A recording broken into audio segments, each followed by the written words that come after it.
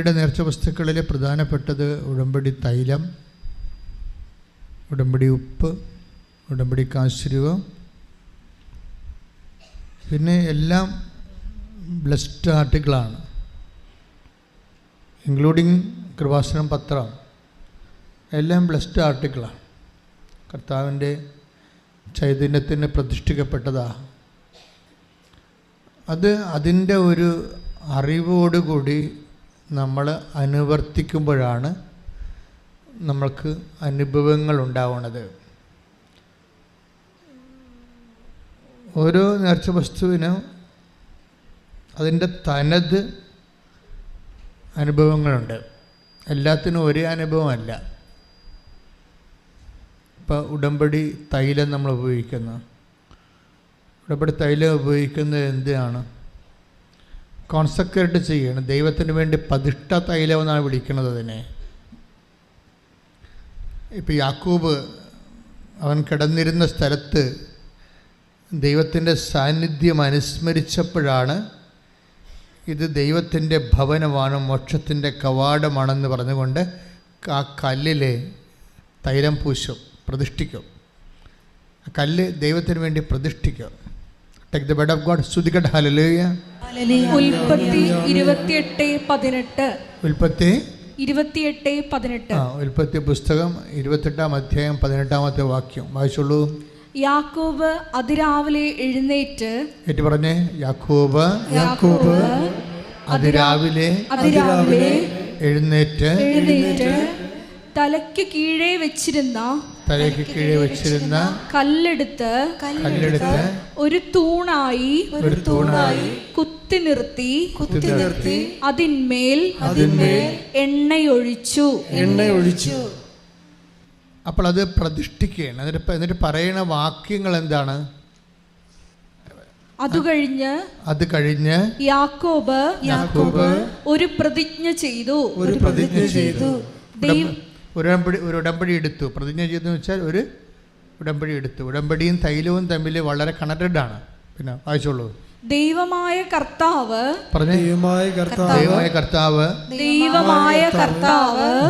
എന്റെ കൂടെ ഉണ്ടായിരിക്കുകയും ഈ യാത്രയിൽ എന്നെ സംരക്ഷിക്കുകയും എനിക്ക് ഉണ്ണാനും ഉടുക്കാനും തരുകയും എന്റെ പിതാവിന്റെ വീട്ടിലേക്ക് സമാധാനത്തോടെ ഞാൻ തിരിച്ചെത്തുകയും ചെയ്താൽ കർത്താവായിരിക്കും എന്റെ ദൈവം. അപ്പോൾ ഇതെല്ലാം ഉടമ്പടി ചെയ്യുമ്പോൾ നിബന്ധനകൾ വെക്കുന്നുണ്ട്. എന്തൊക്കെയാണ് നിബന്ധനകൾ? എനിക്ക് ഉണ്ണാൻ തരണം, ഉടുക്കാൻ തരണം, എൻ്റെ വീട്ടിൽ എനിക്ക് തിരിച്ച് സമാധാനത്തോടെ എത്തിച്ചേരണം. അപ്പോഴെന്താണ്? എൻ്റെ യാത്രയെല്ലാം നീ എൻ്റെ കൂടെ സഞ്ചരിക്കണം. ഇതെല്ലാം നമ്മൾ എല്ലാ ദിവസവും കേൾക്കുന്ന സാക്ഷ്യങ്ങളാണ്. ഉണ്ണാൻ കൊടുക്കുന്നവരുടെ സാക്ഷ്യമുണ്ട്, ഉടുക്കാൻ കൊടുക്കുന്നവരുടെ സാക്ഷ്യമുണ്ട്, സമാധാന വീട്ടിൽ എത്തിച്ച് കൊടുക്കുന്നവരുടെ സാക്ഷ്യമുണ്ട്. അതെല്ലാം ഇപ്പം തന്നെ ഈ ദിവസങ്ങളിൽ വന്നൊരു സാക്ഷ്യം ഒരു മേരി ഗ്രേസിൻ്റെ സാക്ഷ്യമാണ്. മേരി ഗ്രേസ് തൈലമൊക്കെ പൂശി ആണ് PSC ടെസ്റ്റിന് പോണത്. അപ്പം ടെസ്റ്റ് സംഭവിച്ച കാര്യങ്ങൾ പറയുകയാണ്. ഇവളുടെ വയസ്സൊക്കെ കൂടി പല PSC പരീക്ഷകളും തോറ്റു. ഇതൊരു ലാസ്റ്റ് ഓപ്ഷനാണ്. ഉണ്ണാനും ഉടുക്കാനും വേണ്ടിയുള്ള പദ്ധതിക്കുള്ള അവസാനത്തെ ഒരു യാത്രയാണ്. ആദ്യം എന്താ ചെയ്യണത്? യാക്കോബ് ചെയ്ത പോലെ തൈലം പൂശും, പ്രതിഷ്ഠിക്കും. നമ്മൾ തൈലം നെറ്റിക്ക് പൂശുന്നത് എന്തിനാണ്? ഞാൻ ദൈവത്തിന് പ്രതിഷ്ഠിക്കപ്പെട്ടവളാണ്. ക്ലിയർ അല്ലേ? ഞാൻ ദൈവത്തിന് പ്രതിഷ്ഠിക്കപ്പെട്ടവനാണ്. അതാണ് തൈലം പൂശ്. നമ്മൾ രാവിലെ ഉടമ്പടി തൈലം എടുത്ത് പൂശുമ്പോൾ ഉദ്ദേശിക്കുന്നത്, ഒന്ന്, ഞാൻ ഉടമ്പടി ചെയ്ത ആളാണ്. രണ്ടാമത്തത്, ഉടമ്പടി വഴി ഞാൻ ദൈവത്തിന് പ്രതിഷ്ഠിക്കപ്പെട്ടവളാണ്, പ്രതിഷ്ഠിക്കപ്പെട്ടവനാണ്. അപ്പോൾ സ്വാഭാവികമായിട്ടും ദൈവത്തിൻ്റെ ഉടമസ്ഥതയിലുള്ള ആളാണ് നമ്മൾ, അല്ലേ? അതാണ് ആദ്യമേ നാം പറയുന്നത്. ഇതെല്ലാം വിശ്വാസത്തിൻ്റെ പ്രയോഗങ്ങളാണ്. അച്ഛൻ നിങ്ങളോട് നേരത്തെ പറഞ്ഞിട്ടുണ്ട് വിശ്വാസം നമുക്ക് വിശ്വാസത്തിൻ്റെ കൈമാറ്റം എന്തൊക്കെയാണ്. നമുക്ക് വിശ്വാസം എക്സ്പ്ലെയിൻ ചെയ്യുന്നത്, വെളിപ്പെടുത്തുന്നത്, എക്സ്പ്ലിസിറ്റ് ആക്കുന്നത്, നമുക്ക് വിശ്വാസം ബാഹ്യമായി പ്രകടിപ്പിക്കുന്നത് 3 തരത്തിലാണ്. എന്താണ്? വിശ്വാസം പ്രാർത്ഥനയിലൂടെ നമുക്ക് പ്രകടിപ്പിക്കാം. പിന്നെ എന്ത് ചെയ്യണം? വിശ്വാസം നമുക്ക് പ്രഖ്യാപിക്കാം. പിന്നെ എന്ത് ചെയ്യാം? വിശ്വാസം നമുക്ക് പ്രയോഗിക്കാം. ഉടമ്പടിക്ക് വരുന്ന ഒരു പ്രശ്നം എന്ന് വെച്ച് കഴിഞ്ഞാൽ നമ്മൾ വ്യത്യസ്തമായ കാലാവസ്ഥകളിലും സാഹചര്യങ്ങളിലും ഈ 3 കാര്യവും ചെയ്യും. നമ്മൾ സാധാരണ ആധ്യാത്മിക വിഷയങ്ങളിൽ ഈ 3 കാര്യവും ആൾക്കാർ ചെയ്യത്തില്ല, പ്രത്യേകിച്ച് പ്രയോഗിക്കത്തില്ല. പ്രയോഗിക്കാൻ വേണ്ടി അവരുടെ കയ്യിൽ ഒന്നും കുറവാണ് കാര്യങ്ങളുള്ളത്. ഉടമ്പടിയിൽ പ്രയോഗിക്കാൻ ഒത്തിരി കാര്യങ്ങളുണ്ട്. ഉടമ്പടി തൈലം പ്രയോഗിക്കാനുള്ളതാണ്, ഉടമ്പടി ഉപ്പ് പ്രയോഗിക്കാനുള്ളതാണ്, പിന്നെ എന്തെല്ലാം കാര്യങ്ങൾ അതിൻ്റെ അകത്ത് വേറെ ആൾക്കാർ വ്യത്യസ്തമായ രീതിയിൽ ഉടമ്പടിക്ക് ആശ്രയം ഒക്കെ. അപ്പോൾ പ്രയോഗിക്കുമ്പോൾ അതിൻ്റെ അകത്ത് ഇംപ്ലിസിറ്റായിട്ട് വരുന്ന ഉള്ളടങ്ങിയിരിക്കുന്നൊരു കാര്യമുണ്ട്. പ്രാർത്ഥനയുണ്ട്, അതിൻ്റെ അകത്ത് പ്രഖ്യാപനമുണ്ട്. പ്രയോഗത്തിൻ്റെ ഒരു ഗുണം അതാണ്. പ്രാർത്ഥനയിൽ ചിലപ്പോൾ പ്രയോഗം ഉണ്ടാകത്തില്ല, പക്ഷെ പ്രയോഗത്തിൽ പ്രാർത്ഥന ഉണ്ടാവും, പ്രഖ്യാപനം ഉണ്ടാവും. അതാണ് നേർച്ച വസ്തുക്കളുടെ പ്രത്യേകത. അതാണ് നേർച്ച വസ്തുക്കൾ. അപ്പോൾ ഈ മോളെന്താ ചെയ്യണത്? അത് ഉടമ്പടി തൈലം എടുത്ത് നെറ്റിക്ക് ചാർത്തിയിട്ടാണ് പ്രതിഷ്ഠിച്ചത്. എന്നെ തന്നെ പ്രതിഷ്ഠിച്ചിട്ടാണ് ഈ PSC ടെസ്റ്റിന് പോകുന്നത്. അവസാന യുദ്ധമാണ്. ഈ PSC ടെസ്റ്റ് അവർക്ക് എഴുതാൻ പറ്റത്തില്ല, ഏജ് ഓവറായിപ്പോയി. പക്ഷേ സംഭവിക്കണത് അവർക്ക് സങ്കടകരമായ ചില അനുഭവങ്ങളാണ് അവിടെ സംഭവിച്ചത്. എന്താണ്? 15 ക്വസ്റ്റ്യൻ അവൾ കണ്ടില്ല എഴുതി തീർന്നപ്പോഴേ. എന്താ ആപത്താണെന്ന് നോക്കിയേ. ആപത്ത് ഓട്ടോറിക്ഷയെ വിളിച്ച് വരിക. എന്താ പ്രശ്നം വെച്ചാൽ 15 ക്വസ്റ്റ്യൻ കണ്ടില്ല ആൾ. പരീക്ഷ കഴിഞ്ഞ ആൾ പുറത്തിറങ്ങിയപ്പോഴാണ് അയ്യോ എന്നും പറഞ്ഞ് വെട്ടി പോയി. 15 ക്വസ്റ്റ്യൻ 2-3 ക്വസ്റ്റ്യൻ അല്ലേ, 15 ക്വസ്റ്റ്യൻ. അപ്പോൾ പിന്നെ എന്താ, തന്നെയല്ലേ ഇതെല്ലാം അറിയാവുന്നതാണ് ആളിനെ. അതോർത്തപ്പോൾ പിന്നെ കണ്ണിൽ നിന്ന് ചോരയാണ് വരണത്. ഇതെല്ലാം അറിയാവുന്ന സംഭവമാണ്, എല്ലാം അറിയാവുന്ന സംഭവമാണ്, കാണാതെ പോയത്. അപ്പോൾ നമ്മൾ ഓർക്കും, ഇത്രയും ഞാൻ ഉടമ്പടിയും എടുത്ത് ഇത്രയും കഷ്ടപ്പെട്ട് പോയിട്ടും അവസാനം ദൈവം എന്നെ ഇത് മറച്ച് കളഞ്ഞല്ല എന്ന് ഓർക്കും. ദൈവത്തിന് അങ്ങനെ ഒരു സംഭവമുണ്ട്, മറച്ച് കളയുന്ന പരിപാടി. പണ്ട് ശൂന്യംകാരി വരുമ്പോൾ ശൂന്യംകാരിയുടെ മകൻ മരിച്ച്. അപ്പോൾ ശൂന്യംകാരി കരഞ്ഞു പിടിച്ച് മലയിറങ്ങി വരുന്നത് ഏലിയ പ്രവാചകൻ അകലെയെന്ന് കണ്ട്, ശൂന്യംകാരി, കർത്താവ് അവളുടെ കാര്യം എന്നിൽ നിന്ന് മറച്ച് കളഞ്ഞല്ലോ എന്ന് നെടുവീർപ്പിട്ട് സങ്കടപ്പെടുകയാണ്. അവളുടെ കാര്യത്തിൽ അവളുടെ കുഞ്ഞ് മരിച്ചു, അതാണ് പ്രശ്നം. കുഞ്ഞ് മരിക്കണ കാര്യം ഈ ഏലിയ പ്രവാചകൻ പ്രാർത്ഥിച്ചിട്ടാണ് കുഞ്ഞ് ജനിച്ചത്. പക്ഷെ മരിക്കാൻ പോണ കാര്യം ഏലിയ പ്രവാചകനോട് പറഞ്ഞില്ല, മറച്ചു കളഞ്ഞു. Take the word of God. സ്തുതിക്കട്ടെ. ഹല്ലേലൂയ ഹല്ലേലൂയ ഹല്ലേലൂയ. 2 രാജാക്കന്മാർ 4:27. 1 രാജാക്കന്മാർ 2:27 വായിച്ചോളൂ. അവൾ മലയിൽ ദൈവപുരുഷന്റെ അടുത്തെത്തി അവന്റെ പാദങ്ങളിൽ പിടിച്ചു. അവളെ തള്ളി മാറ്റുന്നതിന് ഗഹസി മുൻപോട്ട് വന്നു. എന്നാൽ ദൈവപുരുഷൻ പറഞ്ഞു, അവളെ തടയരുത്, അവൾ കഠിന ദുഃഖത്തിലാണ്. കർത്താവ് അത് എന്നിൽ നിന്ന് മറച്ചിരിക്കുന്നു, എന്നെ അറിയിച്ചിട്ടില്ല. ഈ ദൈവത്തിൻ്റെ സ്നേഹം ചില സമയത്ത് നമ്മളെ മറച്ചും കളയും. അപ്പം നിങ്ങൾക്ക് എന്തെങ്കിലും കാര്യം ദൈവമേ ഇത് ദൈവത്തിന് അറിയാമായിരുന്നല്ലോ, എന്നിട്ടും പിന്നെ നീ എന്താണ് എന്നോട് ഇങ്ങനെ ചെയ്തത്, എനിക്കൊരു ക്ലൂ തന്നിരുന്നെങ്കിൽ ഞാൻ തീർച്ചയായിട്ടും വിസക്ക് പൈസ കൊടുക്കത്തില്ലായിരുന്നു, ഇപ്പം 4 ലക്ഷം പോയില്ലേ, നീ അതിൽ നിന്നത് മറച്ച് കളഞ്ഞില്ലേ എന്ന് ചോദിക്കാം. നമുക്ക് ദൈവത്തോട് എന്ത് ചോദ്യങ്ങൾ വേണമെങ്കിൽ ചോദിക്കാം. പക്ഷേ എൻ്റെ ഒരു അഭിപ്രായത്തിൽ ഒന്നും ചോദിക്കാതിരിക്കുന്നതാണ് നല്ലത്. എന്താ കാര്യം ചെയ്യുന്നത്? ദൈവത്തിനോട് സ്നേഹമുള്ളവരെ, ദൈവം ഇതിൻ്റെ അകത്ത് കക്ഷിയാണെങ്കിൽ നിങ്ങൾക്ക് അബദ്ധം വന്നാൽ മിണ്ടാതിരിക്കുന്നതാണ് നല്ലത്. നിങ്ങൾ ചില പരിപാടിയൊക്കെ ചെയ്യണത് ദൈവമായിട്ട് ബന്ധമില്ലല്ലോ. അത് നിങ്ങൾ ആരെങ്കിലും കൂട്ടുകാർ വന്ന് പറഞ്ഞ് ഞാൻ പോകുന്നുണ്ട് നീയും പോര് നല്ല ഏജൻ്റ് ആണെന്നൊക്കെ പറയുമ്പോൾ നിങ്ങൾ അവളെ സൂചിപ്പിക്കാൻ വേണ്ടി കാശ് കൊണ്ടേ കൊടുക്കണതാണ്. അതിന് ദൈവം കക്ഷിയല്ല എൻ്റെ അകത്ത്. പക്ഷേ നിങ്ങൾ ഉടമ്പടി എടുത്തതിന് ശേഷം ദൈവം നിങ്ങളുടെ ജീവിതത്തിൻ്റെ വിഷയത്തിൽ കക്ഷിയാകുകയാണ്. നിങ്ങളൊരു കക്ഷി, ദൈവം ഒരു കക്ഷി, ബയലാറ്ററലായിട്ടുള്ള എഗ്രിമെൻ്റാണിത്. അങ്ങനെ ഉടമ്പെടുക്കുമ്പോൾ സ്വാഭാവികമായിട്ട് നിങ്ങൾ ദൈവനിരീക്ഷണത്തിലാണ്. അതിലെന്തെങ്കിലും ഒരു അബദ്ധം വന്ന് ലാഗ് ചെയ്യണമെങ്കിൽ എൻ്റെ മക്കളെ എടുത്തോ പിടിച്ചോ എന്ന് പറഞ്ഞ് ദൈവത്തിൻ്റെ കഴുത്തെ കയറരുത്. മണ്ടത്തരമാണത്. എന്താ വെച്ചാൽ കാര്യം, കർത്താവിന് അതിനേക്കാൾ ബെറ്റർ സെലക്ഷൻ ഉണ്ടെന്ന് അർത്ഥം. അമ്മയുടെ ഒരു ഏറ്റവും വലിയ പ്രശ്നം ഇതാണ്, കുരിശ് പെരുകുമ്പോൾ അമ്മ മിണ്ടത്തില്ല. എൻ്റെ മക്കളെ ഒരു കാര്യം നിങ്ങൾ മനസ്സിലാക്കണം. അതായത് നിങ്ങൾ എപ്പോഴും cash and kind physical favours മാത്രമാണ് ദൈവത്തിൽ നിന്ന് കിട്ടണമെന്ന് പറഞ്ഞുകൊണ്ട് നിങ്ങൾ ദൈവത്തെ സമീപിക്കരുത്. It is not sense. ദൈവത്തിൽ നമുക്ക് ലഭിക്കാൻ സാധ്യതയുള്ളത് എന്താണ്? The power of the almighty, ദൈവത്തിൻ്റെ ശക്തിയാണ്. ദൈവത്തിൻ്റെ ശക്തി നമുക്ക് ലഭിച്ചാൽ ജീവിതത്തിൻ്റെ എന്ത് കാര്യത്തിന് വേണ്ടി വേണമെങ്കിലും അത് ഉപയോഗിക്കാൻ പറ്റും. അതിന് കൃപ എന്താണെന്നാണ് വിളിക്കുന്നത്. ഫിസിക്കൽ ഫേവേഴ്സിന് നമ്മൾ അനുഗ്രഹങ്ങളെന്നാണ് വിളിക്കുന്നത്. നിങ്ങൾ പലപ്പോഴും ദൈവത്തോട് തട്ടുപിടുത്തത്തിന് പോണത് അനുഗ്രഹങ്ങൾ നഷ്ടപ്പെടുന്നത് കൊണ്ടാണ്. അനുഗ്രഹങ്ങൾ ദൈവത്തിന് മുമ്പിൽ ഒരു വിലയുമില്ല. അത് ദൈവം ആർക്ക് വേണമെങ്കിലും കൊടുക്കും. നിരീശ്വരവാദിക്ക് വേണമെങ്കിലും അനുഗ്രഹം കൊടുക്കും. ഞാൻ പണ്ട് നിങ്ങളോട് പറഞ്ഞിട്ടുള്ളതാണ്, ജനറ്റിക്കൽ ബ്ലെസ്സിങ്സ് ഉള്ളതാണെന്ന്. ജനറ്റിക്കൽ ബ്ലെസ്സിങ്സ് അല്ലേ, ജനിതക ആനുകൂല്യം എന്ന് പറയും. എന്താണത്?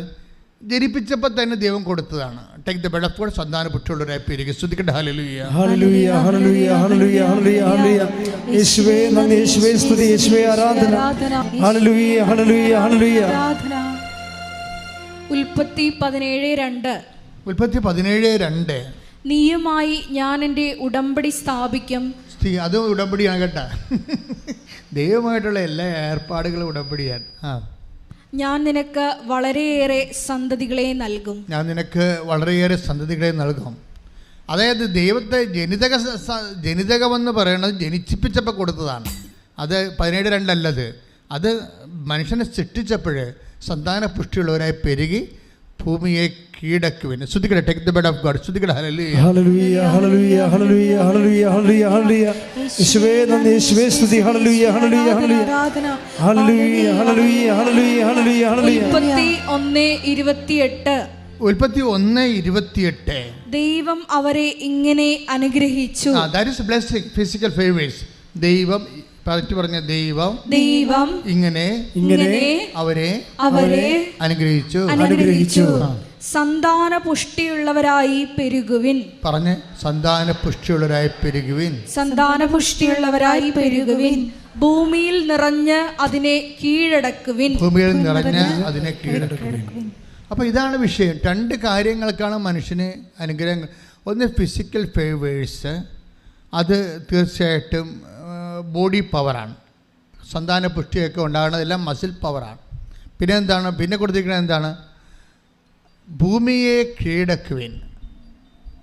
ഭൂമിയിലുള്ള എല്ലാ മനുഷ്യന് ഉണ്ടാകുന്ന എല്ലാ വെല്ലുവിളികളെയും നമുക്ക് അതിജീവിക്കാനുള്ളതാണ്. ശാസ്ത്രമൊക്കെ അങ്ങനെയാണ് വരണത്. ശാസ്ത്രമൊക്കെ വരുന്നത് അങ്ങനെയാണ്. ഭൂമിയെ മനുഷ്യൻ കീഴടക്കുകയാണ്. ഭൂമിയിലെ രോഗാണുക്കളെ, വൈദ്യശാസ്ത്രം ചെയ്യണത് എന്താണ്? ഭൂമിയിലെ രോഗാണുക്കളെ കീഴടക്കുന്നു. അതുപോലെ ഓരോ സംഭവങ്ങളും മനുഷ്യൻ്റെ ജീവിതം, പൂർണ്ണമായ ജീവിതം അനായാസമാക്കി തീർക്കുന്ന എല്ലാ മെക്കാനിസംസും സയൻസാണ്. അതെല്ലാം ഭൂമിയെ കീഴടക്കലാണ്. നമ്മളൊരു ഉപഗ്രഹം വിടണത് എന്തിനാ? അത് ശാസ്ത്രമാണ്. ഇപ്പോൾ ചന്ദ്രനിൽ ഇറങ്ങാൻ പോകുന്ന സമയമാണ്. ഒരു ഈ ദിവസങ്ങളിലാണ്. അപ്പം അങ്ങനെ വരുമ്പോൾ അതൊരു ഭൂമിയെ കീഴടക്കലാണ്. നമ്മളിങ്ങനെ ഉപഗ്രഹങ്ങളൊക്കെ അതുപോലെ തന്നെ ഈ ചന്ദ്രയാനൊക്കെ ചെയ്യുമ്പോൾ നമുക്കുണ്ടാകുന്നത് ശാസ്ത്രജ്ഞാനം വർദ്ധിക്കുകയാണ്, സാങ്കേതിക ജ്ഞാനം വർദ്ധിക്കുകയാണ്. അപ്പോൾ അത് വർദ്ധിക്കുന്ന അനുസരിച്ച് കൊണ്ട് നമുക്ക് ഇപ്പോൾ ഉപഗ്രഹങ്ങൾ തന്നെ വിടുന്ന നമുക്ക് കാലാവസ്ഥയെക്കുറിച്ച് പ്രെഡിക്റ്റ് ചെയ്യാൻ പറ്റും. ഒരു കൊടുങ്കാറ്റ് വരുന്നുണ്ടെങ്കിൽ അത് മനുഷ്യനെ വൈപ്പ് ഔട്ട് ചെയ്ത് കടലിൽ കൊണ്ട് മുക്കിക്കൊന്ന് കളയുന്നുണ്ടെങ്കിൽ ഒരു 10 ദിവസം മുമ്പ് തന്നെ അത് പ്രിഡിക്റ്റ് ചെയ്യും. കത്രീന കൊടുങ്കാറ്റ് വരുന്നുണ്ട്, അത് കേരളത്തിൻ്റെ തീരം തൊടാൻ സാധ്യത. ഉടനെ അത് ഉപഗ്രഹമാണ് പറഞ്ഞു തരണത്. അപ്പോൾ നമ്മൾ ഭൂമിയെ കീഴടക്കുകയാണ്. ശാസ്ത്രം എന്തിനാണ്? അപ്പം ശാസ്ത്രത്തിൻ്റെ എല്ലാ അനുഗ്രഹങ്ങളും ദൈവം കൊടുത്തതാണ്. സയൻസിൻ്റെ എല്ലാ അനുഗ്രഹങ്ങളും മനുഷ്യന് ബുദ്ധി കൊടുത്തപ്പോഴേ ഇവിടെ ജീവിച്ച് ഇത് ഭൂമിയിലുണ്ടാകുന്ന ജീവൻ നിലനിർത്തുന്നതിനെതിരെ നിൽക്കുന്ന എല്ലാ ശക്തികളെയും നമുക്ക് കീഴടക്കാൻ ദൈവം ആദ്യമേ തന്നെ നമുക്ക് ആശീർവാദം തന്നിട്ടുണ്ട്. അതിന് നമ്മൾ ഫിസിക്കൽ ബ്ലെസ്സിങ്സ് എന്നാണ് പറയണത്. അതിനിപ്പോൾ ക്രിസ്ത്യാനി ആകണമെന്ന വിശ്വാസിയാകണമെന്ന ഒരു നിർബന്ധവും ഇല്ല. ആർക്ക് വേണമെങ്കിലും, ഒരു മനുഷ്യനായി കഴിഞ്ഞാൽ ആർക്ക് വേണമെങ്കിലും ഈ ഫിസിക്കൽ ബ്ലെസ്സിങ്സ് കിട്ടും. ഇപ്പം എല്ലാവർക്കും വിശ്വാസമില്ലാത്ത എന്തുമാത്രം മനുഷ്യരാണ് ഉള്ളത് ഇല്ലേ? അവർക്ക് ഫിസിക്കൽ ബ്ലെസ്സിങ്സ് ഇല്ലേ? അവർക്ക് എന്തുമാത്രം അനുഗ്രഹമുണ്ട്. അത് ദൈവം ആദ്യമേ കൊടുത്തിരിക്കുന്നതാണ്. അവരംഗീകരിക്കുന്നില്ല എന്നുള്ളത് അതവരുടെ മാനസിക പരിമിതികളാണ്. അതിന് ദൈവത്തിനൊന്നും ചെയ്യാനില്ല. പക്ഷേ ദൈവം ഇതെല്ലാം കണ്ട് പരിപാലനയുടെ ഭാഗമായി നേരിട്ട് കൊടുക്കുന്നതാണ്. ഇതെല്ലാം സന്താനപുഷ്ടിയുടെ പെരുകണം, പിന്നെ എന്താ, ഭൂമിയെ കീഴടക്കണം. ഇതാണ് ഫിസിക്കൽ ബ്ലെസ്സിങ്സ് എന്ന് പറയുന്നത്. ഇതിന് പ്രാർത്ഥിക്കേണ്ട പോലും കാര്യമില്ല. എന്തിനാ പ്രാർത്ഥിക്കണത്? പ്രാർത്ഥിച്ചില്ലെങ്കിലും ഇതൊക്കെ കിട്ടാവുന്നേ ഉള്ളൂ. പിന്നെ നമ്മളെ ആരാണ് ഈ പ്രാർത്ഥിക്കണത്? ഇതിനകത്ത് തന്നെ മെറിറ്റ് ഒരു വിഷയം കോമ്പറ്റീഷൻ സബ്ജക്റ്റ് ആയിക്കഴിഞ്ഞാൽ, ഇപ്പം നമ്മളിപ്പോൾ നിങ്ങൾക്ക് ആർട്ടിഫിഷ്യൽ ഇൻ്റലിജൻസിനെ പഠിക്കണം. That's okay. നിങ്ങൾക്ക് അതിനുള്ള ഭൂമിയെ കീഴടക്കാൻ കർത്താവ് അനുഗ്രഹിച്ചിട്ടുണ്ട്. പക്ഷേ എന്താ പ്രോബ്ലം വന്നിരിക്കണത്? എന്താ? ആർട്ടിഫിഷ്യൽ ഇൻ്റലിജൻസ് പഠിക്കണം നിങ്ങൾക്ക്, അതിൻ്റെ സീറ്റ് കുറവാണ്. കാര്യം പുതിയ സബ്ജക്റ്റ് ആയത് കാരണം, എല്ലായിടത്തും അതിന് പറ്റിയ ലാബോറട്ടറീസ് കുറവായ കാരണം നമുക്ക് യൂണിവേഴ്സിറ്റികളിൽ, ഇന്ത്യൻ യൂണിവേഴ്സിറ്റികളിൽ ചിലയിടത്തൊക്കെ സീറ്റ് കുറവാണ്. പക്ഷേ എല്ലാവരും ഇപ്പോൾ പണ്ട് ബികോമിന് ഇടിച്ച് കയറിയ ആൾക്കാരെല്ലാം ഇപ്പോൾ ആർട്ടിഫിഷ്യൽ ഇൻ്റലിജൻസിലേക്ക് ഇടിച്ച് കയറുകയാണ്. എന്താ? പക്ഷേ സീറ്റില്ല അവിടെ കോമ്പറ്റീഷൻ വരുന്നു. കോമ്പറ്റീഷൻ വരുമ്പോൾ എന്താ പ്രശ്നം? മെറിറ്റ് കുറവുള്ള ആൾക്കാരുണ്ടാവും. ബൈബിളിൽ ഇതിനെയാണ് not by merit but by grace വെച്ചിരിക്കുന്നത്. പിടിയ ബ്ലെസ്സിങ്, അതായത് ഒരു വിഷയം നമ്മൾക്ക് ബ്ലെസ്സിങ്സിൻ്റെ ആ ചുറ്റുവട്ടങ്ങളിൽ നിന്ന് ചിലപ്പോൾ തെന്നി മാറും. കാര്യം എന്താണ്? ആൾക്കാരുടെ എണ്ണം കൂടും, മെറിറ്റുള്ള ആൾക്കാരുടെ എണ്ണം കൂടും, റാങ്ക് ലിസ്റ്റുള്ള ആൾക്കാരുടെ എണ്ണം കൂടുമ്പോൾ പക്ഷേ സീറ്റ് കുറവാകും. അപ്പോൾ എന്ത് പറ്റും? മെറിറ്റില്ലാത്ത ഈ മെറിറ്റെന്ന് പറയണ മെറിറ്റുണ്ടെങ്കിലും സീറ്റില്ലാത്ത കാരണം മെറിറ്റില്ലാത്ത പോലെയാകും. അങ്ങനെ വരുമ്പോൾ എന്ത് പറ്റും? നോട്ട് ബൈ മെറിറ്റാകും. അപ്പോൾ അതിന് ദൈവം വെച്ചിരിക്കുന്ന ഓപ്ഷനാണ് not by merit but by grace. നിൻ്റെ മെറിറ്റ് കൊണ്ടല്ല, എൻ്റെ കൃപ കൊണ്ടാണെന്ന്. ഹാർക്ക എന്ന് പറഞ്ഞ ഡൽഹി സെറ്റിലായിട്ടുള്ള ഒരു മലയാളി ഒരു സാക്ഷ്യം പറഞ്ഞ ഹാർക്ക. അവിടെ അമ്മയുടെ പേര് സോഫിയെന്ന്. അവിടെ പ്രശ്നം വെച്ചാൽ അവർക്ക് UN സ്റ്റാഫിൽ മത്സരിക്കണവർ UN സ്റ്റാഫായിട്ട് പരീക്ഷ എഴുതുകയാണ്. അപ്പോൾ UN സ്റ്റാഫ് എന്ന് പറയുമ്പോൾ അതിൻ്റെ ഒരു ടൈം എന്ന് പറയുന്നത്, അത് സെലക്ഷൻ കിട്ടിയ അതിൻ്റെ ടൈം 6 മാസമാണ്. പോസ്റ്റർ ചെയ്ത് കഴിഞ്ഞാൽ 6 മാസം വേണം അത്.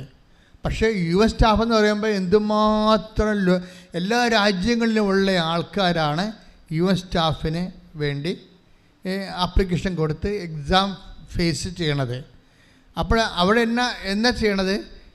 അവളുടെ അമ്മ ഉടമ്പടി എടുത്തിട്ടുണ്ട്. അതാണ് അവിടെ ഗ്രേസ് എന്ന് പറയുന്നത്. ഉടമ്പടി എടുത്തിട്ടുണ്ട്.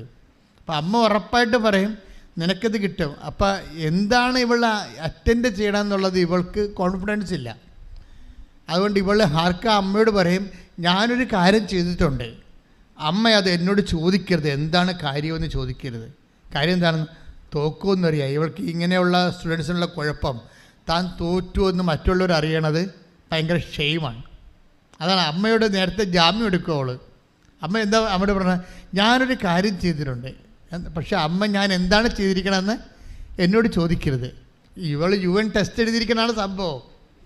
ഇവളെങ്ങനെ തോക്കുമെന്നൊക്കെ ഉറപ്പാണ്. തോറ്റുപോയാൽ താൻ തോറ്റതാണെന്ന് അമ്മ പോലും അറിയരുത്.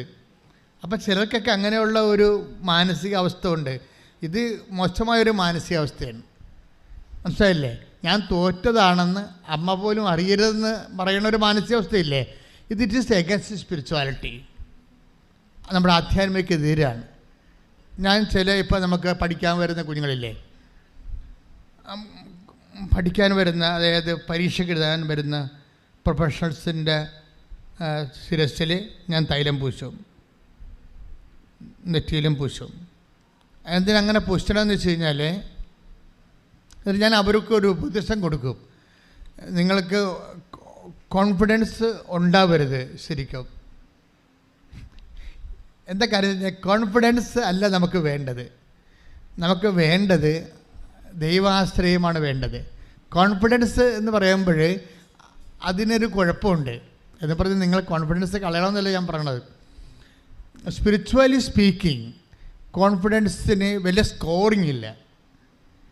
കോൺഫിഡൻസിന് നിങ്ങൾക്ക് ഞാനിപ്പോൾ ഏറ്റവും നല്ലവണ്ണം നടത്തിയിട്ടുള്ള അഭിഷേക കൺവെൻഷനൊക്കെ ഞാൻ വഴിനീളെ ഛർദ്ദിച്ച് അവശനായി എന്നെ ആൾക്കാർ പിടിച്ചുകൊണ്ട് പോയൊക്കെ അവിടെ കൊണ്ട് ഗ്രൗണ്ടിൽ ഇറക്കിയിട്ടുള്ള ചരിത്രങ്ങളുണ്ട്.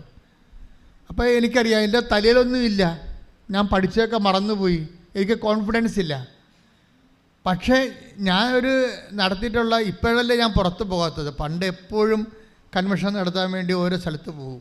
പക്ഷേ പോകുമ്പോൾ എന്താ വെച്ചാൽ നമ്മളിപ്പോൾ എനിക്ക് ഇടവക, അല്ലെങ്കിൽ ഞാനൊരു റിലീജിയസ് അല്ലല്ലോ, ഇടവക വികാരിയല്ലേ.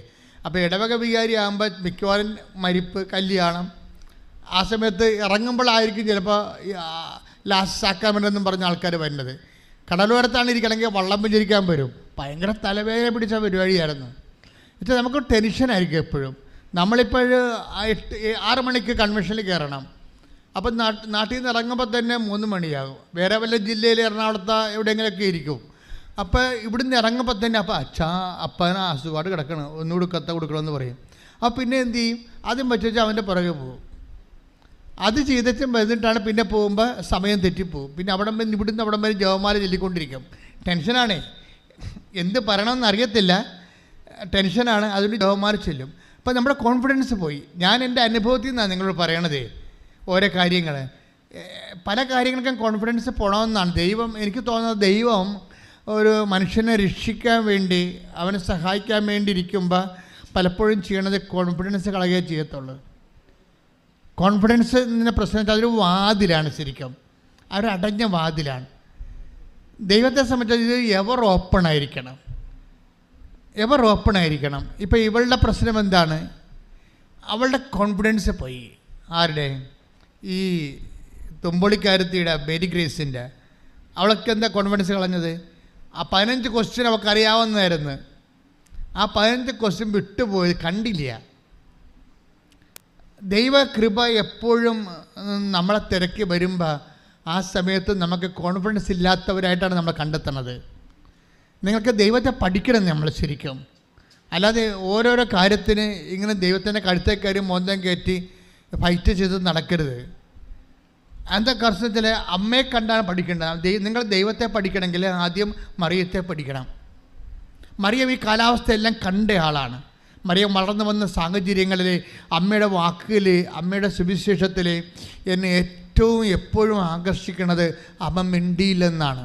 പക്ഷേ അമ്മ ഹൃദയത്തിൽ സംഗ്രഹിച്ചു. അതാണ് വേറെ എല്ലാ വിശുദ്ധന്മാരെക്കാളും അമ്മയെ ഉയർത്തി നിർത്തുന്നത് ഈ മൗനമാണ്. അത് അമ്മ എപ്പോഴൊക്കെ മൗനം എടുത്താലും നിങ്ങൾക്കറിയാമോ? മൗനം എടുക്കുന്നത് മുഴുവനും ഭയങ്കരമായ ചങ്കതകരുന്ന അവസ്ഥയിലാണ് മൗനം എടുക്കുന്നത്. നമുക്ക് ദൈവത്തോടൊരു യുദ്ധത്തിന് തയ്യാറാകുന്ന അവസ്ഥയിൽ ദൈവം നമ്മുടെ അസ്ഥിക്ക് മേൽ നിരക്കാത്ത ഒത്തിരി കാര്യങ്ങൾ ചെയ്യുമ്പോഴാണ് അമ്മ മൗനം പാലിക്കുന്നത്. ഒരിക്കലും അമ്മ മൗനം പാലിച്ചത് ഒരു പരിചയമില്ലാത്ത ആൾക്കാർ പെറ്റതറിയാൻ വരുമ്പോഴാണ്. ബന്ധുക്കളില്ല, സ്വന്തപ്പെട്ടവരില്ല, ആരുമില്ല. അപ്പോഴുണ്ട് പ്രാകൃതം പിടിച്ച കുറേ മനുഷ്യർ പാതിരാത്രി കയറി വരും, ഇടയന്മാർ. അപ്പോൾ അവർ പോയി കഴിയുമ്പോൾ അമ്മ മൗനം പാലിക്കും. ഒരു കാര്യമില്ലഞ്ഞ് 72-80 മണിക്കൂർ മുമ്പ് മര്യാദക്ക് വീട്ടിൽ പ്രസവിക്കാനുള്ള എല്ലാ കാര്യവും സെറ്റ് ചെയ്തുകൊണ്ട് അന്നാമ്മ സെറ്റ് ചെയ്ത കാര്യമാണിത്. അവിടുന്ന് പിടിച്ചിറക്കി കൊണ്ടുപോരുകയാണ്. ഒരു കാര്യമില്ലാതെ പിടിച്ചിറക്കി കൊണ്ടുപോരുകയാണ്. എന്നിട്ടാണ് ഈ ചാണാക്കുഴി കൊടുന്ന് പെറ്റി കിടത്തുന്നത്. അപ്പോൾ ഈ ഇത്രയും സങ്കടകരമായ ഒരു അവസ്ഥയിൽ ദൈവം ചെയ്യണത് എല്ലാം നെഗറ്റീവാണ് ചെയ്യണത് മുഴുവനും. ആ ഈ നെഗറ്റീവ് ചെയ്യുമ്പോഴും അതിൻ്റെ അകത്തുള്ള പോസിറ്റീവ്, അതിൻ്റെ അകത്തിരിക്കുന്ന പോസിറ്റീവ് അറിയണമെങ്കിൽ നല്ല സ്പിരിച്വാലിറ്റി വേണം. ദൈവം ചെയ്യണ നെഗറ്റീവാണ് ചെയ്യണത്, പക്ഷെ അമ്മയ്ക്ക് ഫീൽ ചെയ്യണ പോസിറ്റീവായിട്ടാണ്. ഇതാണ് സ്പിരിച്വാലിറ്റി എന്ന് പറയണത്, മരിയ സ്പിരിച്വാലിറ്റി. ദൈവം നമ്മോട് നെഗറ്റീവ് ചെയ്യും, നമുക്കത് പോസിറ്റീവായിട്ട് ഫീൽ ചെയ്യും. അതുകൊണ്ടാണ് അമ്മ റിയാക്ട് ചെയ്യാത്തത്. പ്രാർത്ഥിക്കുക, അമ്മേ പരിശുദ്ധ അമ്മേ, അമ്മേ പരിശുദ്ധ അമ്മേ, ദൈവമാതാവേ, ദൈവമാതാവേ, അമ്മയെ പോലെ എൻ്റെ ജീവിതത്തിലെ നെഗറ്റീവ് സംഭവിക്കുമ്പോഴേ പോസിറ്റീവ് അനുഭവിച്ചതുപോലെ സംഗ്രഹിക്കാൻ എനിക്ക് ആത്മാഭിഷേകം നൽകണമേ. ആത്മാവേ പരിശുദ്ധാത്മാവേ, പരിശുദ്ധാത്മാവേ, അമ്മയിൽ വസിച്ചു വളർന്ന മറിയത്തിന്റെ ആത്മാവേ, എന്നിൽ വസിച്ച് സുവിശേഷത്തിന്റെ സാക്ഷിയാകാൻ എന്നെ അഭിഷേകം ചെയ്യണമേ. ശ്രദ്ധിക്കട്ടെ. ഹല്ലേലൂയ, ഹല്ലേലൂയ, ഹല്ലേലൂയ, ഹല്ലേലൂയ, യേശുവേ നന്ദി. ഹല്ലേലൂയ, ഹല്ലേലൂയ, ഹല്ലേലൂയ, ഹല്ലേലൂയ. യേശുവേ ക്ലേശ സമയങ്ങളില് പരിശുദ്ധ അമ്മയെ പോലെ എന്താ മേരി ഗ്രേസ് പരീക്ഷ കഴിഞ്ഞ് പുറത്തിറങ്ങിയപ്പോഴാണ് അറിയണത് 15 ക്വസ്റ്റ്യൻ കണ്ടില്ല.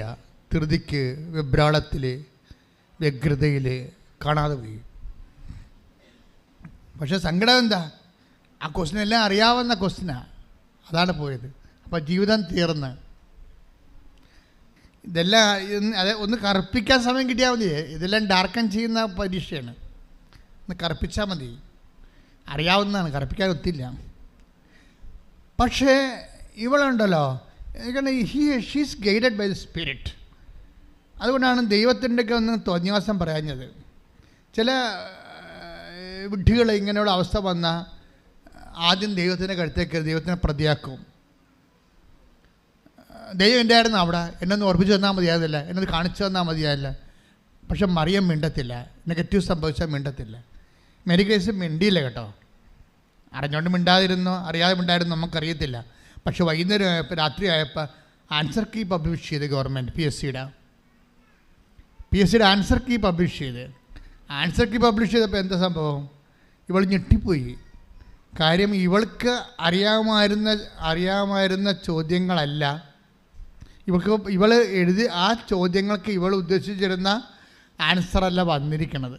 അതാണ് പ്രശ്നം. അവൾ മനസ്സിൽ കണ്ട ആൻസറല്ല ആൻസർ കീയിലുള്ളത്. എങ്ങനെ ഇവൾ മനസ്സിൽ കണ്ടത് ഈ ചോദ്യങ്ങൾ മാതാവ് ഇവളെ കാണിക്കാതെ മറച്ചത് കൊണ്ടാണ് പ്രശ്നമായി.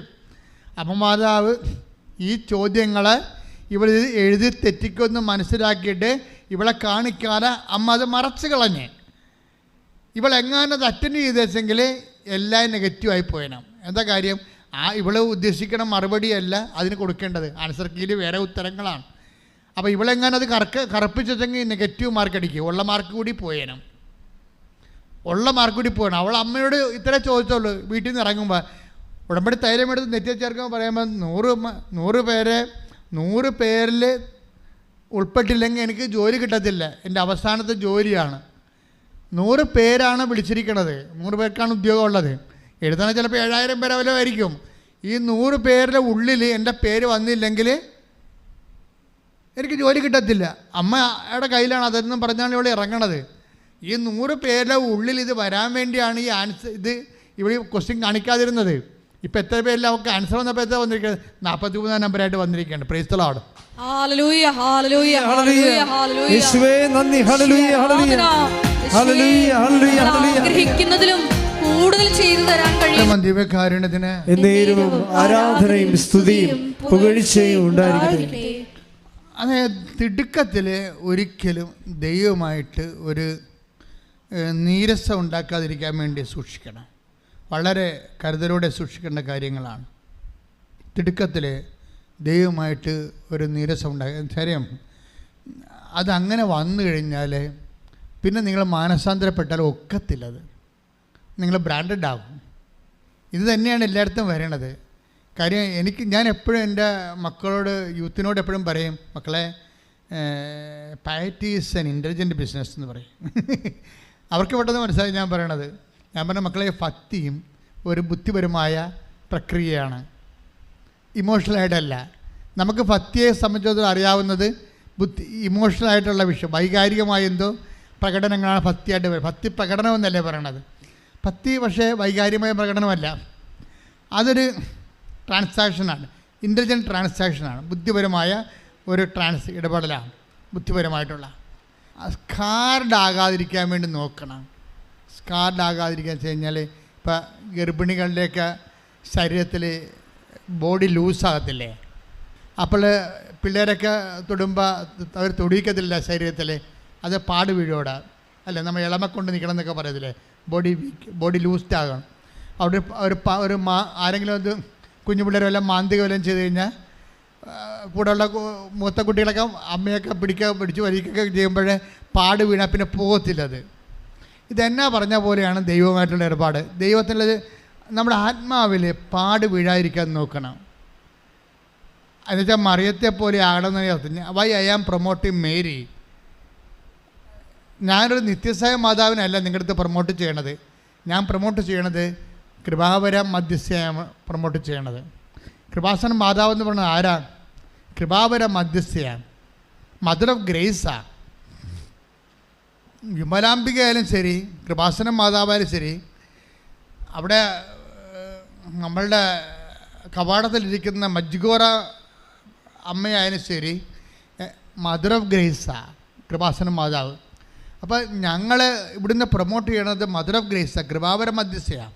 നമുക്കറിയാമല്ലോ, അവൻ്റെ നാമത്തിൽ വിശ്വസിക്കുന്നവർക്കെല്ലാം കൃപയ്ക്ക് മേൽ കൃപ. Take the word of God. സ്തുതിക്കട്ടെ. ഹല്ലേലൂയ, ഹല്ലേലൂയ, ഹല്ലേലൂയ, ഹല്ലേലൂയ, ഹല്ലേലൂയ. യേശുവേ നന്ദി, യേശുവേ സ്തുതി. ഹല്ലേലൂയ, ഹല്ലേലൂയ, ഹല്ലേലൂയ, ഹല്ലേലൂയ, ഹല്ലേലൂയ, ഹല്ലേലൂയ. ആരാധന, ആരാധന യേശുവേ, ആരാധന. പരിശുദ്ധ പരമ ദിവ്യകാരുണ്യത്തിന് എന്നേരവും ആരാധനയും സ്തുതിയും പുകഴ്ചയും ഉണ്ടായിരിക്കട്ടെ. വായിച്ചോളൂ. യോഹന്നാൻ 1:16. യോഹന്നാൻ 1:16. അവന്റെ പൂർണ്ണതയിൽ നിന്ന്, അവന്റെ പൂർണ്ണതയിൽ നിന്ന് നാം എല്ലാം കൃപയ്ക്ക് മേൽ കൃപ, കൃപയ്ക്ക് മേൽ കൃപ സ്വീകരിച്ചിരിക്കുന്നു. അപ്പം നമ്മുടെ ആധ്യാത്മിക പൂർണ്ണതയിലേക്ക് പോകലേ, ആധ്യാത്മിക പൂർണ്ണതയിലേക്ക് നമ്മൾ എന്നും കൊന്നും ഒരുപോലെ ഇരിക്കത്തില്ലല്ലോ. നമ്മൾ വളരുമ്പോൾ ആധ്യാത്മിക പൂർണ്ണതയിലേക്കാണ് പോണത്. ലെസ് കംപ്ലൈൻസ് എപ്പോഴാണ് നിങ്ങളുടെ ജീവിതത്തിൽ ഉണ്ടാകുന്നത്, അപ്പോൾ നിങ്ങൾ വളർച്ചയുടെ പാതയിലാണ്. ലെസ് കംപ്ലൈൻസ് എന്നുവെച്ചാൽ പരാതികൾ കുറഞ്ഞു വരിക, പരിഭവങ്ങൾ കുറഞ്ഞു വരിക, ജീവിതത്തിൽ നിരാശകൾ കുറഞ്ഞു വരിക. ലെസ് കംപ്ലൈൻസ് ആകുമ്പോഴാണ് നിങ്ങളെ പൂർണ്ണതയിലേക്ക് വരുന്നത്. അതുകൊണ്ടാണ് ഈശോ പറയണത്, ഈ വെള്ളം കുടിക്കണവന് ഇനിയും ദാഹിക്കും, അല്ലേ? ഞാൻ തരുന്ന വെള്ളം കുടിക്കുന്നവർക്ക് ഒരിക്കലും ദാഹിക്കുകയില്ല. ശ്രദ്ധിക്കട്ടെ. ഹല്ലേലൂയ, ഹല്ലേലൂയ, ഹല്ലേലൂയ, ഹല്ലേലൂയ. യോഹന്നാൻ 4:13. യേശു പറഞ്ഞു, ഈ വെള്ളം കുടിക്കുന്ന ഏവനും വീണ്ടും ദാഹിക്കും. എന്നാൽ ഞാൻ നൽകുന്ന വെള്ളം കുടിക്കുന്നവന് പിന്നീട് ഒരിക്കലും ദാഹിക്കുകയില്ല. എന്താ പ്രോബ്ലം വെച്ചാൽ നമ്മളിങ്ങനെ ആത്മാവിൽ നിറയുന്നതനുസരിച്ച് കൊണ്ട് പരാതികൾ, പരിഭവങ്ങൾ, നിരാശകൾ കുറഞ്ഞു വരും. അപ്പോൾ നമ്മുടെ നിരാശ കുറയാനും പരാതികൾ കുറയാനും ദൈവമായിട്ട് യുദ്ധം ചെയ്യാനും മോന്തം കയറ്റി നടക്കാതിരിക്കാനൊക്കെ നല്ലത് പരിശുദ്ധാത്മാവിൽ നിറയുക തന്നെയാണ്. ഒരിക്കലും നിങ്ങൾ പരാതി ഒരിക്കലും ദൈവത്തെ പറയരുത്. കാര്യം അപ്പോഴത്തന്നെ ബ്രാൻഡഡ് ആകും. കാര്യം പരാതി എന്ന് പറയുന്ന സാധനം ദൈവം എടുക്കുന്നത് നിങ്ങൾ പറയുന്ന ഭാഷയിലല്ല. ഒരു പരാതി പറഞ്ഞപ്പോൾ എന്നായിരിക്കാൻ, അങ്ങനെയല്ല. അതിന് വേറെ രീതിയിലാണ് അവിടെ കൗണ്ട് ചെയ്യണത്. ഇപ്പം ഞങ്ങൾക്കൊക്കെ സെമിനാറിലൊക്കെ പഠിക്കുമ്പോൾ മാർക്ക് കുറഞ്ഞാൽ എന്താ 2 എഴുതിയെടുക്കണമെന്ന് നമ്മൾ പറയും. പക്ഷേ സെമിനാറിലെ അച്ഛന്മാരതല്ല പറയണത്, ദൈവവിളിയില്ലെന്ന് അവർ പറയണത്. അതുപോലെ നിങ്ങൾ പരാതിപ്പെട്ട ദൈവം കൗണ്ട് ചെയ്യണത് ആത്മാവിൻ്റെ പ്രവർത്തനമില്ല, ജഡിക സ്ത്രീയാണെന്നാണ് പറയണത്. അയ്യോ, എന്നാ കഷ്ടമാണല്ലേ. ആത്മാവിൻ്റെ നിങ്ങൾക്ക് പരാതികളുണ്ടെങ്കിൽ നിങ്ങൾ ആത്മാവിൻ്റെ പ്രവർത്തനമല്ല, ജഡിക സ്ത്രീയാണ്. ലോകത്തിൻ്റെ ആത്മാവിലാണ് നയിക്കപ്പെടുന്നത്, പരിശുദ്ധാത്മാവിനല്ല. അപ്പോൾ 8:14 വർക്കൗട്ട് ചെയ്യ ഉടനെ ദൈവാത്മാവിനാൽ നയിക്കപ്പെടുന്നവരെല്ലാം ദൈവത്തിൻ്റെ മക്കളാണ്, ദൈവത്തിന്റെ മക്കളാണ്. മനസ്സിലായില്ലേ? നമ്മൾ പരാതി പറഞ്ഞാൽ ദൈവം എന്താ കണക്കാക്കേണ്ടത്? ആത്മാവിനല്ല നയിക്കപ്പെടുന്നത്. അപ്പം അങ്ങനെ വന്നു കഴിയുമ്പോൾ നമ്മളെ ലോകത്തിൻ്റെ സന്തതിയായിട്ടാണ് ദൈവം കൗണ്ട് ചെയ്യണത്, അല്ലേ? Take the word of God. ശ്രുതിക്കട്ടെ ഹല്ലേലൂയ. റോമ 8:17 നാം മക്കളെങ്കിൽ അവകാശികളുമാണ്. പറഞ്ഞേ, നാം മക്കളെങ്കിൽ അവകാശികളാണ്. ദൈവത്തിന്റെ അവകാശികളും ക്രിസ്തുവിന്റെ കൂട്ടവകാശികളും. അപ്പോൾ എന്താ പ്രോബ്ലം വെച്ച് കഴിഞ്ഞാൽ, പരാതികൾ വന്നു, പരിഭവങ്ങൾ വന്നാൽ അപ്പം തന്നെ ദൈവാത്മാവിനാൽ നയിക്കപ്പെടുന്നില്ല, പിന്നെ ലോകാത്മാവിനാലാണ് നയിക്കപ്പെടുന്നത്. ലോകാത്മാവിലാണ് നയിക്കപ്പെടുന്നതെങ്കിൽ പിന്നെ ദൈവത്തിൻ്റെ മക്കളല്ല, പിന്നെ അവകാശികളുമല്ല. തീർന്ന പരിപാടി. ഇത് ഇവിടം കൊണ്ട് എത്തത്തില്ല. ഈ സംഭവം പെട്ടെന്ന് പറഞ്ഞാൽ തീരത്തില്ല. ഇത് അമ്മയ്ക്ക് നല്ലവണ്ണം അറിയാവുന്ന കൊണ്ടാണ് പ്രസവിച്ച് കട്ടൻ ചായ പോലും കിട്ടാതെ ഈ പാതിരക്ക് കിടക്കുമ്പോഴും പല പ്രാകൃതം പിടിച്ച മനുഷ്യരും വരുമ്പോഴും മിണ്ടാണ്ടിരിക്കണതാണ്. ആത്മാവിനാൽ നയിക്കപ്പെടുകയാണ്. മനസ്സിലായില്ലേ? പരിശുദ്ധാത്മാവിനാൽ അമ്മ നയിക്കപ്പെട്ടിരിക്കുന്ന സാഹചര്യം എന്താണെന്നറിയാമോ? ഒരു ചോരക്കുഞ്ഞിനെ പെറ്റ രാത്രിയിൽ പ്രാകൃതം പിടിച്ച മനുഷ്യർ ഒരു പട്ടിക്കുഞ്ഞ് ഒരു പട്ടി പറ്റിക്കിടക്കണ പോലെ കിടക്കേണ്ടി വന്ന സാഹചര്യത്തിൽ മിണ്ടാതിരുന്നതാണ് ആത്മാവ് നയിക്കപ്പെട്ടിരിക്കുന്നത്. അതുകൊണ്ട് തന്നെ സ്വാഭാവികമായിട്ട് പിന്നെ അടുത്ത നടപടി എന്താണ്? അമ്മ, നിങ്ങൾക്കറിയാവില്ല, അമ്മയെ കണ്ടപ്പോൾ മാലാഖ എന്താ പറഞ്ഞത്? അത് എന്താ പറഞ്ഞത്? Hail Mary full of grace, take the word of God. ശ്രുതിക്കട്ടെ ഹല്ലേലൂയ. ഹല്ലേലൂയ ഹല്ലേലൂയ ഹല്ലേലൂയ ഹല്ലേലൂയ ഹല്ലേലൂയ. യേശുവേ നന്ദി. ഹല്ലേലൂയ ഹല്ലേലൂയ ഹല്ലേലൂയ ഹല്ലേലൂയ ഹല്ലേലൂയ. ലൂക്ക 1:28 ദൂതൻ അവളുടെ അടുത്ത് വന്നു പറഞ്ഞു, ദൈവകൃപ നിറഞ്ഞവളെ സ്വസ്തി, കർത്താവ് നിന്നോട് കൂടെ. അപ്പോൾ അമ്മയെക്കുറിച്ചുള്ള ദൈവത്തിൻ്റെ അസസ്മെൻ്റാണ്, ഒരു ഇന്റേണൽ അസസ്മെൻ്റാണ്. നിങ്ങൾക്ക് കോളേജൊക്കെ പഠിക്കുന്നവർക്കറിയാം, ഇന്റേണൽ അസസ്മെൻ്റ് ഉണ്ടാവും അല്ലേ? സമരക്കാരൊക്കെ കോളേജിലൊക്കെ സമരമൊക്കെ ഒതുങ്ങിയത് എങ്ങനെയാണ്? ഈ ഇൻറ്റേർണൽ അസസ്മെൻറ്റ് വന്നപ്പോഴല്ലേ? ഈ ഇൻറ്റേർണൽ അസസ്മെൻ്റ് എന്നും പറഞ്ഞ സാധനമുണ്ട്. ആന്തരികമായിട്ടുള്ള ആൾക്കാരെക്കുറിച്ച് ഇവാലുവേഷനാണത്. അപ്പോൾ ആന്തരിക ഇവാലുവേഷൻ അതിപ്പോൾ ഓരോരുത്തർക്കും അല്ലേ പ്രശ്നം. അവിടെ സ്വഭാവം അതിൻ്റെ അകത്തുണ്ട്, അത് മാർക്കുണ്ട്. അതിന് കോളേജിലെ പെരുമാറ്റ രീതികൾക്ക് മാർക്കുണ്ട്. ആ ഇൻറ്റേർണൽ അസസ്മെൻ്റാണ് കറക്റ്റ് അസസ്മെൻറ്റ്. ദൈവത്തിന് മറിയത്തെക്കുറിച്ച് നല്ല ഇൻറ്റേർണൽ അസസ്മെൻ്റ് ഉണ്ട്, നമ്മളെക്കുറിച്ചുണ്ടേ. അതാണ് പ്രശ്നം. നമ്മളതാണ് ശ്രദ്ധിക്കേണ്ടത്. ദൈവത്തിന് എന്നെക്കുറിച്ചുള്ള ഇൻറ്റേർണൽ അസസ്മെൻ്റ് എന്തായിരിക്കും, ആന്തരിക വിലയിരുത്തൽ എന്തായിരിക്കും, അതൊരു പ്രധാനപ്പെട്ട കാര്യമാണ്. കുറച്ച് പാപം ഉപേക്ഷിച്ച കൊണ്ട് തന്നെ ഇവിടെ ചെന്ന് അവസാനിക്കണില്ല, ഈ വിഷയം തീരണില്ല. നിങ്ങൾ ചിന്തിക്കേണ്ടത്, നിങ്ങൾ XOR Y, വിൻസെൻ്റ് ഒരു മറിയാമ്മ, ദൈവത്തിന് നീ മകളാണല്ലോ, അല്ല മകനാണല്ലോ, നിന്നെക്കുറിച്ചുള്ള ദൈവത്തിൻ്റെ ആന്തരിക വിലയിരുത്തൽ എന്താണ്? അതാണ് ഉടമ്പടിയിൽ പെട്ടെന്ന് കത്താനും താമസിക്കാനും ഇടയാകുന്ന content, the content of reference. കവനൻ്റിലെ ദ കണ്ടൻറ്റ് ഓഫ് റെഫറൻസ് എന്ന് പറഞ്ഞാൽ എന്താണ്? ദൈവത്തിനെക്കുറിച്ചുള്ള നിൻ്റെ ആന്തരികമായ വിലയിരുത്തലാണ്. നീ ആരാണെന്നാണ് ഈശോ അങ്ങനെ ചോദിച്ചിട്ടുണ്ട് അപ്പോസ്തലന്മാരോട്. ഞാൻ ആരാണെന്നാണ് നിങ്ങൾ പറയുന്നത്? ഇത് തന്നെയാണ് നമുക്കും വരേണ്ടത്. നിങ്ങൾ ആരാണെന്ന്, അല്ലെങ്കിൽ ഞാൻ ആരാണെന്നാണ് ദൈവം പറയുന്നത്. ഉടമ്പടി പെട്ടെന്ന് കത്താനുള്ള ഏറ്റവും നല്ലൊരു പോയിൻ്റാണിത്. നിങ്ങളന്ന് ആത്മശോധന ചെയ്യണം, നല്ലതായിരിക്കും. ഒരു ഇന്റേണൽ അസസ്മെൻറ്റ്, നിങ്ങൾ ആരാണെന്നാണ് ദൈവം പറയണത്. മറിയാമത്തെക്കുറിച്ച് നല്ല ഇന്റേണൽ അസസ്മെൻ്റാണ്. എന്താ പറഞ്ഞിരിക്കണത്? ലൂക്ക 1:28 വായിച്ച് ശ്രുതികട്ടെ. ഹല്ലേലൂയ ഹല്ലേലൂയ ഹല്ലേലൂയ ഹല്ലേലൂയ ഹല്ലേലൂയ. ദൈവകൃപ നിറഞ്ഞവളെ സ്വസ്തി, ദൈവകൃപ നിറഞ്ഞവളെ സ്വസ്തി. അപ്പോൾ മറിയം ആരാണ്? ദൈവകൃപ നിറഞ്ഞവൾ. അതാണ് ഇന്റേണൽ അസസ്മെൻറ്റ്, ആന്തരിക വിലയിരുത്തൽ. മറിയം ആരാണ്? ദൈവകൃപ നിറഞ്ഞവൾ, ദൈവത്തിൻ്റെ ശക്തി നിറഞ്ഞവളാണ്. പക്ഷേ എന്താ പ്രശ്നം? ഈ ദൈവത്തിൻ്റെ സത്യം നിറഞ്ഞെന്ന് വിചാരിച്ചുകൊണ്ട് ദൈവം ആ പഠനവും പാഠശാലയും ഒന്നും നിർത്തത്തില്ല. അമ്മയോട് ദൈവം അത്രയും പറഞ്ഞിരിക്കണം, മറിയമേ നീ പഠിക്കാൻ അത്രയും പഠിച്ചോളാൻ പറയും, പഠിക്കണം അത്രയും പഠിക്കാം. അതുകൊണ്ട് അടുത്ത പാഠം കൊടുക്കും. എന്താ അടുത്ത പാഠം? ഈജിപ്തിലോട്ട് പറഞ്ഞു വിടും ഈ ചോരക്കുഞ്ഞിനെയും കൊണ്ട്. വല്ല കഥയുണ്ടാ? നേരെ വീട്ടിൽ പോയാൽ പോരെ? വീട്ടിൽ നിന്നല്ലേ വന്നത്, വീട്ടിൽ നിന്നല്ലേ വന്നത് ഇവർ. ഇപ്പം മറിയത്തിൻ്റെ മനസ്സിലെന്താണ്?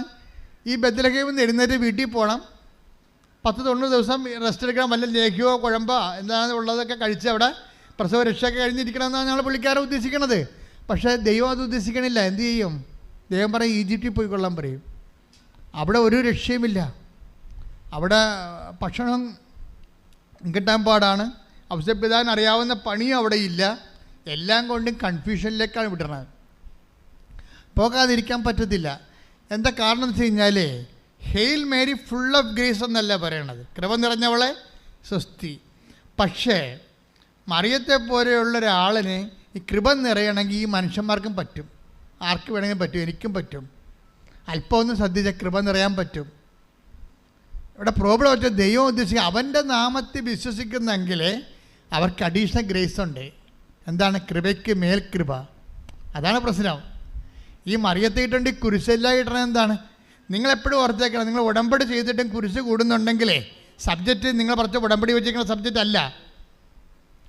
എൻ്റെ മക്കളെ ശ്രദ്ധിക്കുന്നുണ്ടോ?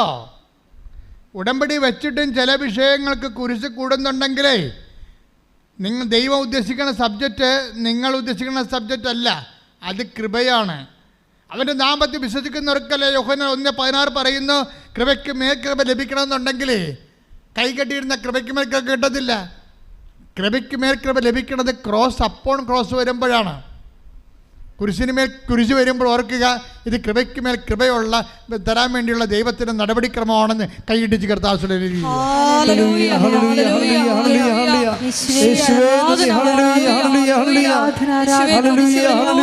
അതിന്റെ കൃപ നിറയ്ക്കുന്ന അവിടുത്തെ സ്നേഹത്തിന് ഞങ്ങൾ നന്ദി പറയുന്നു. ഹല്ലേലൂയ, മഹത്വം മഹത്വം, ആരാധന.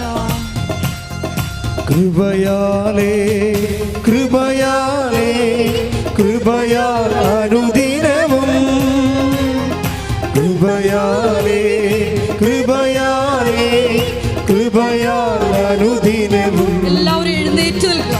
ബലഹീനതയിൽ ബലമേകി ബലവാനായോ നടത്തിടുന്നു. ബലഹീനതയിൽ ബലമേകി ബലവാനായോ നടത്തിടുന്നു. കൃപയാലേ കൃപയാലേ കൃപയാൽ അനുദിനവും. സ്തുതിക്കട്ടെ. ഹല്ലേലൂയ ഹല്ലേലൂയ ഹല്ലേലൂയ. കേട്ട വചനങ്ങളെ പറ്റി ഞങ്ങൾ ധ്യാനിക്കുന്നു. പരിശുദ്ധ അമ്മ വചനം ഹൃദയത്തിൽ സംഗ്രഹിച്ചതുപോലെ ഞങ്ങളുടെ ജീവിതത്തില് ഉടമ്പടി എടുത്ത് കഴിഞ്ഞിട്ടും കുരിശുകൾ പെരുകുമ്പോ പരിശുദ്ധ അമ്മയെ പോലെ എല്ലാം ഹൃദയത്തിൽ സംഗ്രഹിച്ചുകൊണ്ട് ദൈവത്തെ മഹത്വപ്പെടുത്തി കൃപ കരേറ്റുവാൻ ഈ ആരാധനയിലൂടെ ഹല്ലേലൂയ ഹല്ലേലൂയ യേശുവേ ആരാധന. കൃപയാലേ കൃപയാലേ കൃപയാൽ അനുദിനവും. ബലഹീനതയിൽ ബലമേകി ബലവാനായോ നടത്തിടുന്നു. ബലഹീനതയിൽ ബലമേകി ബലവാനായോ നടത്തിടുന്നു. കൃപയാലേ കൃപയാലേ കൃപയാൽ അനുദിനം. സ്തുതിക്കട്ടെ. ഹല്ലേലൂയ ഹല്ലേലൂയ ഹല്ലേലൂയ ഹല്ലേലൂയ ഹല്ലേലൂയ ഹല്ലേലൂയ. ഹല ഹല ഹല ഹല ഹല ഹല ഹല ഹല. പ്രത്യേകമായിട്ട് സമർപ്പിച്ച് പ്രാർത്ഥിക്കുന്നു. അച്ഛന്റെ ആരോഗ്യത്തെ സമർപ്പിച്ച് പ്രാർത്ഥിക്കുന്നു. ഹല്ലേലൂയ, ആരാധന ആരാധന ആരാധന. Hallelujah. Praise Praise the Lord. സന്തോഷത്തോടെ ഇരിക്കുക. ഇപ്പം ഹർക്ക എന്ന മോള്, അവളുടെ അമ്മയോട് അവസാനം അവൾ പറയും, ഞാനിങ്ങനെ UN സ്റ്റാഫിലെ അംഗത്വത്തിൻ്റെ പരീക്ഷ എഴുതിയിരിക്കണം എന്ന് പറയുമ്പോൾ അമ്മ ഉടനെ എടുത്ത വായിക്കും പറയും, നിനക്ക് സെലക്ഷൻ കിട്ടുമെന്ന് പറയും. അവർക്ക് കോൺഫിഡൻസ് ഇല്ലെങ്കിലും അമ്മയ്ക്ക് കോൺഫിഡൻസ് ഉണ്ട്. അതാണ് നമ്മുടെ ധ്യാന വിഷയം. എന്താ അവൾ പറഞ്ഞത്? ഞാനിപ്പോൾ ചെയ്യുന്ന കാര്യം പ്രോജക്റ്റ് എന്താണെന്ന് അമ്മ എന്നോട് ചോദിക്കരുത്. എന്താണ് ചോദിക്കാൻ പാടില്ലാത്ത കാര്യം? ഞാൻ തോക്കുകയാണെങ്കിൽ അമ്മ അറിയത്തില്ലേ ഞാൻ തോറ്റെന്നുള്ളത്. അപ്പം സ്വന്തം അമ്മയുടെ മുമ്പിൽ പോലും തോക്കപ്പെടുന്ന ആളായിട്ട് അറിയപ്പെടാൻ അവൾ ആഗ്രഹിക്കുന്നില്ല. ആ ഒരു മെൻ്റൽ സ്റ്റേറ്റ് ആധ്യാത്മികതയ്ക്ക് എതിരാണ്. എപ്പോഴും ദൈവം സ്റ്റാറ്റസ് ബ്രേക്ക് ചെയ്തുകൊണ്ടിരിക്കും. ഈ ഗ്രേസ് അപ്പോൺ ഗ്രേസ് വർക്ക് ചെയ്യണത് ക്രോസ് അപ്പോൺ ക്രോസ് വരുമ്പോഴാണ്. കൃപയ്ക്ക് മേൽ കൃപ എന്ന് പറയുമ്പോൾ കുരിശിന് മേൽ കൃപ കുരിശായിട്ടാണ് നമുക്ക് ആദ്യം ഫീൽ ചെയ്യണത്. അതായത് നമ്മളെ എപ്പോഴും സ്റ്റേറ്റ് ഓഫ് ഗ്രേസിൽ നിർത്തണം ദൈവത്തിന്. സ്റ്റേറ്റ് ഓഫ് ഗ്രേസിൽ, കൃപയുടെ സ്റ്റേറ്റിൽ. ഞാൻ പറയുന്നത് ഇപ്പം നിങ്ങൾ ഒരു കൈ അമ്മ മാത്രമേ ഉള്ളത് വീട്ടിലെ, നിങ്ങൾക്ക് 2 മക്കളുണ്ട്, ഭർത്താവുണ്ട്, നിങ്ങൾ പല ജോലിയുണ്ട്, ഒക്കെ ചെയ്യണം. അതിനുള്ളിൽ നിങ്ങൾക്ക് ഇടയ്ക്ക് രോഗവും വരും. എൻ്റെ മക്കളെ, ഇപ്പോഴൊന്നും നിങ്ങൾ പരാതി പറയരുതെന്നാണ് ഈ പറഞ്ഞതിൻ്റെ അർത്ഥം. പിടിയില്ല. നിങ്ങളുടെ ഭർത്താവിൻ്റെ തട്ടിക്കഴുത്ത് കയറി അല്ലെങ്കിൽ ഭാര്യയുടെ കഴുത്തെ കയറി മക്കളോട് പറഞ്ഞ് നീ കണ്ണ് കാണാൻ പാടില്ല, നീ മനുഷ്യനാണെന്നൊക്കെ ഒരു അക്ഷരം വേണ്ടത്. കൃപയുടെ ടാപ്പിംഗ് ടൈമാണ്. ഗ്രേസ് ടാപ്പിംഗ് ടൈം ആകുമ്പോൾ ക്രിസ്തുവിനോട് മാത്രമേ നിങ്ങൾക്ക് സംവേദിക്കേണ്ട കാര്യമുള്ളൂ.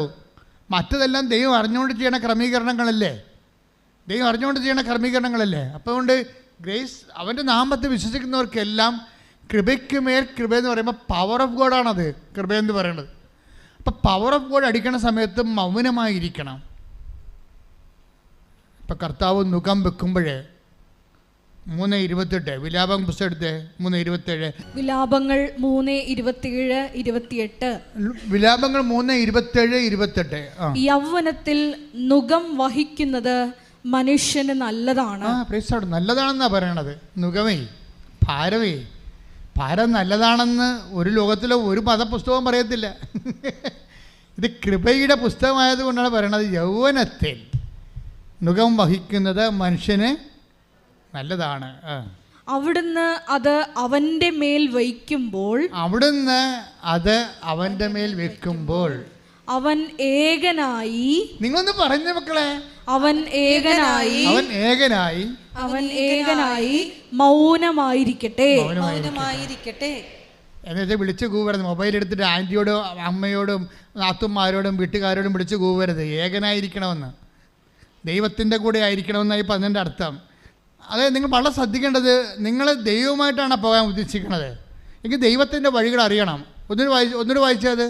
യൗവനത്തിൽ നുകം വഹിക്കുന്നത്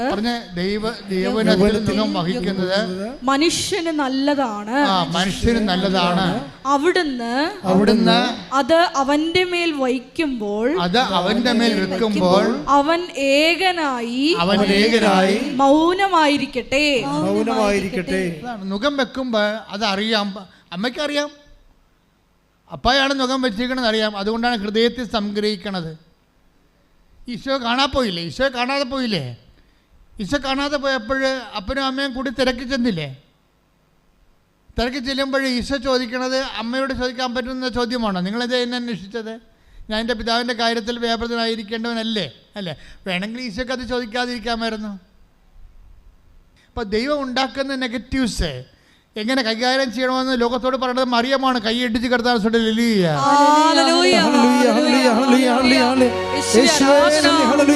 ആരാധനയിലൂടെ പാഠശാലയിൽ ഇരുന്ന് കർത്താവിനെ പറ്റി ധ്യാനിക്കുവാൻ ഞങ്ങളെ വിളിച്ചതിന് നന്ദി പറയുന്നു. പരമ ദിവ്യകാരുണ്യത്തിന് ആരാധനയും സ്തുതിയും പുകഴ്ചയും ഉണ്ടായിരിക്കട്ടെ. അതായത് മനുഷ്യന് യൗവനത്തിൽ നുകം വെക്കുന്നത് നല്ലതാണ്. മനസ്സിലായില്ലേ? നിങ്ങൾ ഓരോരുത്തർ പറയത്തില്ലേ അവിടെ അവരെന്ത് പറയാനാണ്? അവർ പിശാചിനുണ്ടായിരിക്കും നിങ്ങൾ പറയണത്. നാത്തൂനായിരിക്കും കാര്യം ശരി. അവർ ചിലപ്പോൾ സാരി എടുത്ത ചുരിദാറിട്ട പിശാചായിരിക്കും. അറിയത്തില്ല, നമുക്കറിയത്തില്ല. അവർ പറയും കൊള്ളാം, നീ എങ്ങനെ ആട്ടും തുപ്പും കണ്ട് കിടക്കുക, അവിടെ വായിട്ടും കുത്തും, അവളുടെ വായിട്ടും കുത്തും മേടിച്ച് അവിടെ കിടക്കേ ഉള്ളൂ. എൻ്റെ അടുത്ത് ഇറങ്ങില്ല, അഭ്യാസം ഞാൻ കാണിച്ചത് നിർത്തി കളഞ്ഞു. അതല്ലേ അവർ പറയത്തുള്ളൂ. അതല്ലേ അവർ നിങ്ങളെ പറയുന്ന ആൾക്കാർ നിങ്ങളെ ആശ്വസിപ്പിക്കാൻ ഇതല്ലേ പറയത്തുള്ളൂ. അവളുടെ ക്യാമത്തല്ലേ പറയത്തുള്ളൂ. ഇത് പരിശുദ്ധാത്മാവിന് വേണ്ട. കൈയിടിച്ച് കർത്താൻ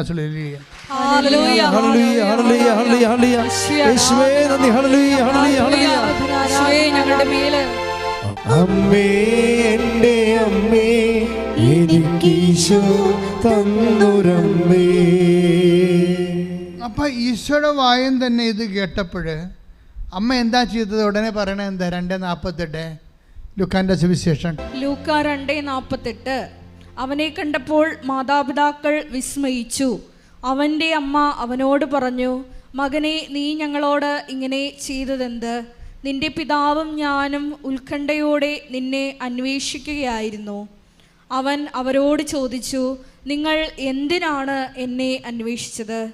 ഞാൻ എൻ്റെ പിതാവിൻ്റെ കാര്യങ്ങളിൽ വ്യാപൃതനായിരിക്കേണ്ടതാണെന്ന് നിങ്ങൾ അറിയുന്നില്ലേ? അടുത്ത വചനം. അവൻ തങ്ങളോട് പറഞ്ഞത് എന്തെന്ന് അവർ ഗ്രഹിച്ചില്ല. പിന്നെ അവൻ അവരോടൊപ്പം പുറപ്പെട്ട് നസ്രത്തിൽ വന്ന് അവർക്ക് വിധേയനായി ജീവിച്ചു. അവൻ്റെ അമ്മ ഇക്കാര്യങ്ങളെല്ലാം ഹൃദയത്തിൽ സംഗ്രഹിച്ചു.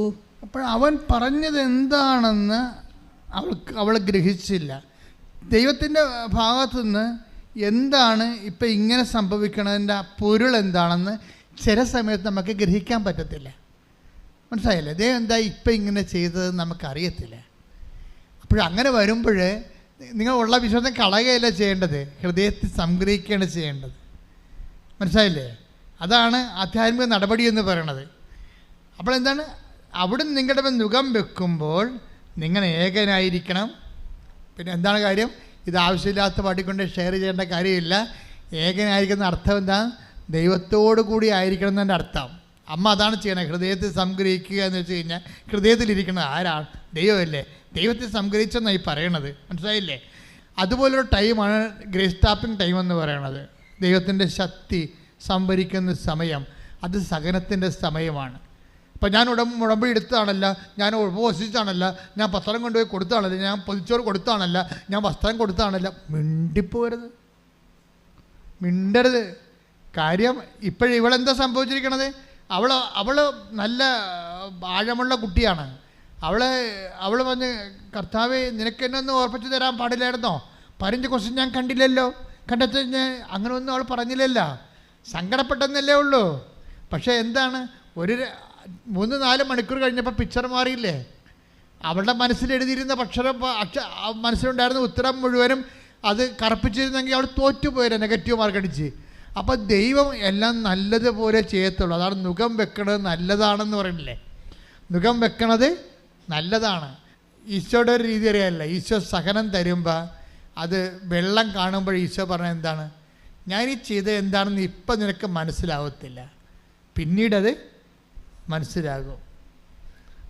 ഇപ്പോൾ ഒരു ഓട്ടിസം കുഞ്ഞിനെ കർത്താവ് തന്നിരിക്കണം വിചാരിച്ചു, അത് നമുക്ക് മനസ്സിലാവത്തില്ല. നിങ്ങൾ പറയണത്, നിങ്ങളെന്താ പറയണത്? എൻ്റെ അനിയത്തി നല്ല അടിപൊളി പിള്ളേരെ കുഞ്ഞുങ്ങളെ പ്രസവിച്ച് അതിനൊക്കെ നല്ലോണം പഠിക്കാൻ നടക്കണം, എനിക്ക് മാത്രമേ ഈ പിജാതിനെ തന്നെന്ന് പറയും. പുറത്ത് പറയത്തില്ലേ, കുഞ്ഞിനെ കേൾപ്പിച്ചും പറയത്തില്ല, മനസ്സിൽ വിചാരിക്കും. ഞാൻ പറഞ്ഞ ഹൃദയത്തെ സംഗ്രഹിക്കണമെന്ന് ഞാൻ പറയത്തുള്ളൂ. മിണ്ടരുത്. കർത്താവ് അവിടെ നിങ്ങളുടെ മുൻ നുകം വെക്കുമ്പോൾ നിങ്ങൾ മൗനമായിരിക്കണം. കാര്യം നിങ്ങളുടെ ഭർത്താവ് പോലും അത് നിങ്ങളുടെ സങ്കടം മനസ്സിലാക്കാൻ വേണ്ടി മാത്രം വളരത്തില്ല. കാര്യം അത് അമ്മയാണല്ലോ ഇതിൽ അനുഭവിക്കുന്നത്. അപ്പനും അനുഭവിക്കുന്നുണ്ടെന്ന് പറഞ്ഞാലും ഓട്ടിസം കുഞ്ഞിൻ്റെ കാര്യം മുഴുവൻ അനുഭവിക്കുന്നതും ഹൈപ്പർ ആക്ടിവിറ്റിയുടെ കുഞ്ഞുങ്ങൾ അനുഭവിക്കുന്നത് അമ്മ തന്നെയാണ്. അപ്പം അതിൻ്റെ കൂടെ ഉള്ളവരൊക്കെ പങ്കുചേരുന്നുണ്ടെങ്കിലും പ്രിൻസിപ്പളായിട്ടുള്ള എമൗണ്ട് അമ്മയുടെ കയ്യിലാണ് വരണത്. അപ്പോൾ നിങ്ങൾ ഓർക്കണം, നിങ്ങൾ അൽഫോൻസാമ്മയേക്കാൾ വലിയ റാങ്കിലേക്കാണ് ദൈവം ഇപ്പം തന്നെ വിളിച്ചിരിക്കണത്. അൽഫോൻസാമ്മയേക്കാൾ വലിയ, നിങ്ങൾക്കിനി തീയിൽ കൊണ്ടുപോയി കൈ കൊണ്ടുപോയി തീടത്ത് വെക്കേണ്ട കാര്യമൊന്നുമില്ല. ഓൾറെഡി നിങ്ങളുടെ കൈ മാത്രമല്ല, നിങ്ങളുടെ ശരീരം മൊത്തം അടപ്പിൻ്റെ തിരിക്കുകയാണ്. അൽഫോൻസാമ്മയെപ്പോൾ ഇനി നിങ്ങൾക്ക് കൈ കൊണ്ടുപോയി തീടത്ത് വെക്കേണ്ട കാര്യമില്ല. നിങ്ങൾ ഓൾറെഡി നിങ്ങളുടെ ശരീരം മുഴുവനും ഈ ജന്മം തന്നെ അടപ്പിലിരിക്കുകയാണ്. അങ്ങനെ വരുമ്പോൾ ഈ ചെയ്തത് എന്താണെന്ന് ഇപ്പം നിങ്ങൾക്ക് മനസ്സിലാവത്തില്ല, പിന്നീട് മനസ്സിലാകും. അമ്മ നമുക്ക് നൽകുന്ന കൃപയ്ക്ക് മേൽകൃപയാണിത്. ഇത് നിങ്ങൾ പ്രാർത്ഥിക്കേണ്ട ഇത്രയേ ഉള്ളൂ. ഈ കുഞ്ഞിനെ പോറ്റി വളർത്താൻ, ദൈവം ആഗ്രഹിക്കുന്ന അത്രയും വളർത്താൻ എനിക്ക് അഭിഷേകം തരണമേ. ക്ലേശങ്ങളുള്ളവരെല്ലാം പ്രാർത്ഥിക്കുക, രോഗങ്ങളുള്ളവരെല്ലാം പ്രാർത്ഥിക്കുക, വേദന അനുഭവിക്കുന്നതെല്ലാം പ്രാർത്ഥിക്കുക, അച്ഛനോട് ചേർന്ന് പ്രാർത്ഥിക്കുക. അമ്മേ പരിശുദ്ധ അമ്മേ, അമ്മേ പരിശുദ്ധ അമ്മേ, ക്രിസ്തുവിൻ്റെ കുരിശിൻ്റെ ഭാഗമായി ക്രിസ്തുവിന്റെ കുരിശിന്റെ ഭാഗമായി എന്റെ ജീവിതത്തിലെ ജീവിതത്തിലെ വേണ്ട ആഹാരം പോലെ വേണ്ടുന്ന ആഹാരം പോലെ ഞാനിന്ന് അനുഭവിക്കുന്ന ക്ലേശങ്ങളുടെ മേൽ ക്ലേശങ്ങള് ഞാനിന്ന് അനുഭവിക്കുന്ന ക്ലേശങ്ങളുടെ മേലുള്ള ക്ലേശങ്ങൾ കൃപയുടെ മേൽ കൃപയായി എന്നെ ദൈവം വിളിച്ചതിന്റെ ദൈവസ്നേഹമായി അനുഭവിച്ച അഭിഷേകം പ്രാപിക്കാൻ ആത്മജ്ഞാനം നൽകണമേ. ശ്രദ്ധിക്കട്ടെ.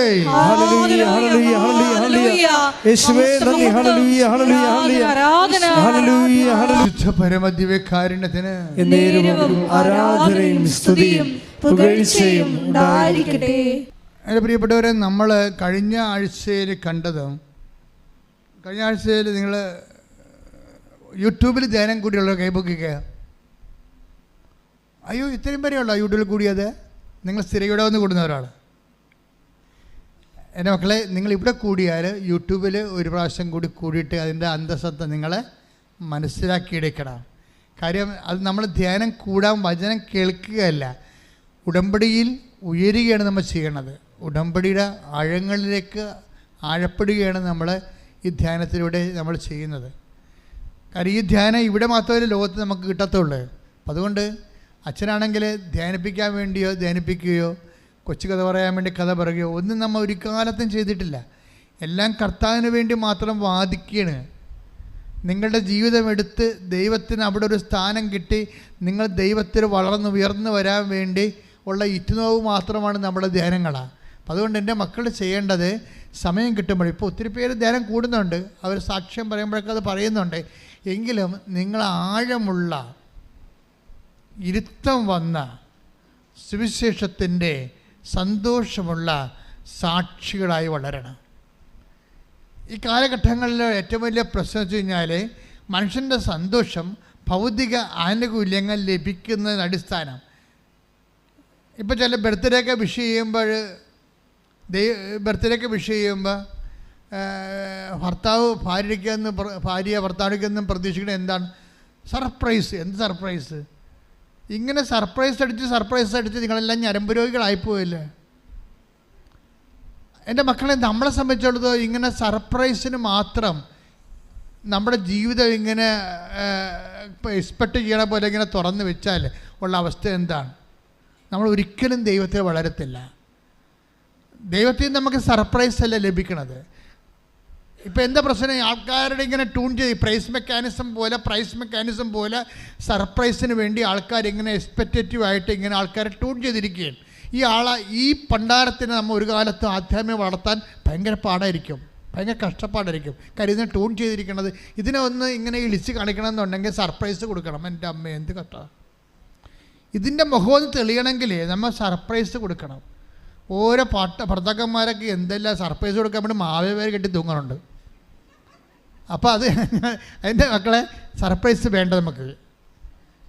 നമ്മൾ ദൈവത്തിൽ നിങ്ങൾ കുറച്ച് ഈടുള്ളവരായിട്ട് മാറുക. കുറച്ച് കഴിയുമ്പോൾ പരിശുദ്ധ അമ്മയ്ക്ക് ദൈവം കൊടുത്ത സർപ്രൈസൊക്കെ അറിയാവില്ല, ഒരു 1.5 സർപ്രൈസായി പോയി. പക്ഷേ എന്താ സംഭവം? അവർക്കിതിനെക്കുറിച്ച് കൃത്യമായിട്ടൊരു ജ്ഞാനമുണ്ട്. ഇതെല്ലാം കൃപയ്ക്ക് മേൽ കൃപ അവരെ വർദ്ധിപ്പിച്ചെടുത്തിട്ട് നിത്യതയിൽ അവരെ ഇങ്ങനെ ഭൂസ്വലോരാജ്ഞിയായി മുട്ടിത്തിരിപ്പിക്കുന്ന ഒരു സർപ്രൈസ് ഉണ്ട്. ഇത് വല്ലാത്ത സർപ്രൈസാണ്, സ്വർഗത്തിൻ്റെ സർപ്രൈസ്. ഒരു വിശ്വാസിയുടെ ലക്ഷ്യം സ്വർഗത്തിൻ്റെ സർപ്രൈസ് ആയിരിക്കണം, അല്ലാതെ കാലത്തിൻ്റെ ലോകത്തിൻ്റെ വല്ല. കൈയിടിച്ച്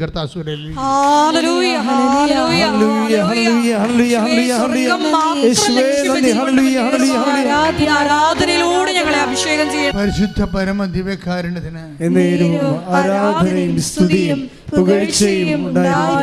എൻ്റെ മക്കൾ ശ്രദ്ധിക്കേണ്ടത്, നിങ്ങളുടെ സാക്ഷ്യങ്ങൾ സംഭവിക്കുന്ന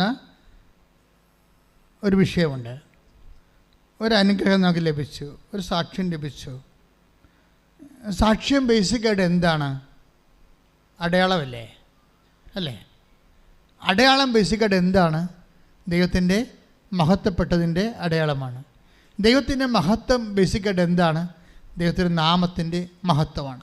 ദൈവത്തിൻ്റെ നാമത്തിൻ്റെ മഹത്വം ബേസിക്കായിട്ട് എന്താണ്?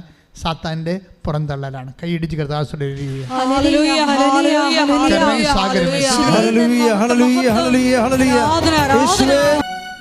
അച്ഛൻ നിങ്ങൾക്ക് അഭിഷേകം പോരെന്നേ പറയത്തുള്ളൂ.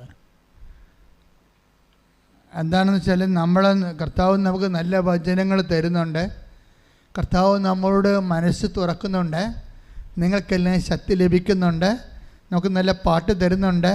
നമ്മൾ സുവിശേഷത്തിൻ്റെ ആഹ്ലാദത്തിൽ അഭിഷേകം പ്രാപിച്ചുകൊണ്ടിരിക്കുകയാണ്. ഇപ്പോൾ നമ്മൾ ശക്തി ധരിക്കേണ്ട സമയമാണ്, ഇപ്പോൾ നമ്മൾ സൗഖ്യം ധരിക്കേണ്ട സമയമാണ്, ഇപ്പോൾ നമ്മൾ വിടുതൽ പ്രാപിക്കുന്ന സമയമാണ്, ഉടമ്പടി ഉയർപ്പിൻ്റെ സമയമാണ്. ശ്രുതിക്കട്ടെ, ഭാഷാപരത്തോടെ ശ്രുതിക്കട്ടെ. ഞങ്ങളെ അഭിഷേകത്താൽ നിറയ്ക്കുന്നതിന്, ശക്തിപ്പെടുത്തുന്നതിന് നന്ദി പറയുന്നു. മഹത്വം, മഹത്വം. മേഘത്തിൻ തണലരളി എന്നൊക്കെ പറയുമ്പോഴല്ലോ, എനിക്ക് പഴയ നിയമത്തിൻ്റെ ഭാഗങ്ങളൊക്കെ നമ്മുടെ പിതാക്കന്മാരെ ചെങ്കടൽ പിളർത്തി മേഘത്തിൻ്റെ തണലായി, മേഘത്തിൻ്റെ തണൽ ചൂടി പകലും രാത്രി തൂത്തൂണിൻ്റെ വെളിച്ചം കാണിച്ച് രാത്രിയും നയിച്ച ദൈവത്തിൻ്റെ കാരുണ്യമൊക്കെ ഓർത്താലേ ഒരു ജന്മം നമ്മൾ ഇരുന്ന് കരഞ്ഞു പോകും. അത്രയും ദൈവസ്നേഹമാണ് പഴയ നിയമത്തിൽ നിന്നുള്ളത്. അതിൻ്റെ ഏറ്റവും ശക്തമായ രീതിയിലാണ് ദൈവം നേരിട്ട് മനുഷ്യനെ വചനം മാംസമായി നമ്മുടെ ഇടയിൽ വന്നുകൊണ്ട് ഈ കരുണ നമുക്ക് ചൊരിയണ ഒരു കാലമാണ് യേശുക്രിസ്തുവിൽ നമ്മൾ ജീവിച്ച് തീർക്കുന്നത്. കൈ അടിച്ചുകൊണ്ടും ചിരിച്ച് സന്തോഷിച്ചുകൊണ്ട് ചിരിക്കട്ടെ.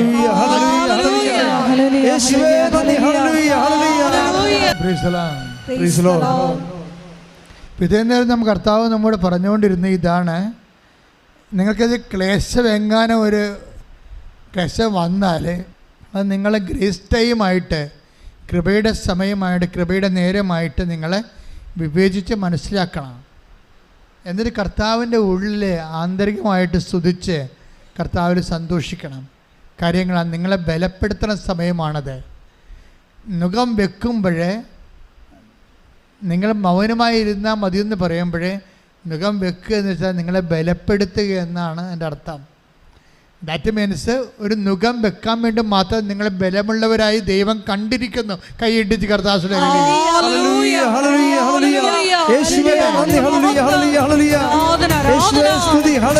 ഞങ്ങളെ തിരഞ്ഞെടുത്തതിന് നന്ദി പറയുന്നു.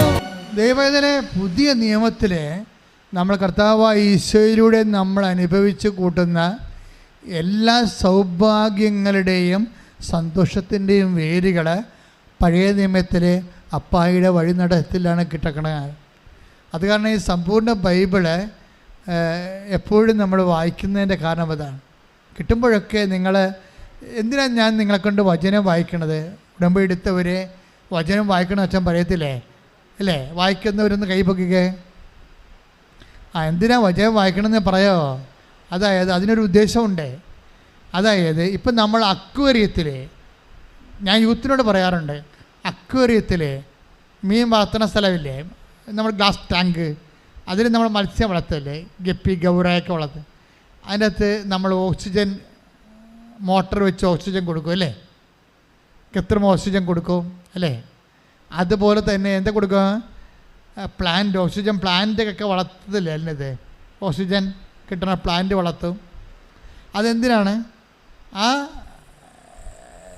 മത്സ്യത്തിന് ആവശ്യമായ പ്രാണവായു നമ്മൾ കൊടുക്കുകയാണ്.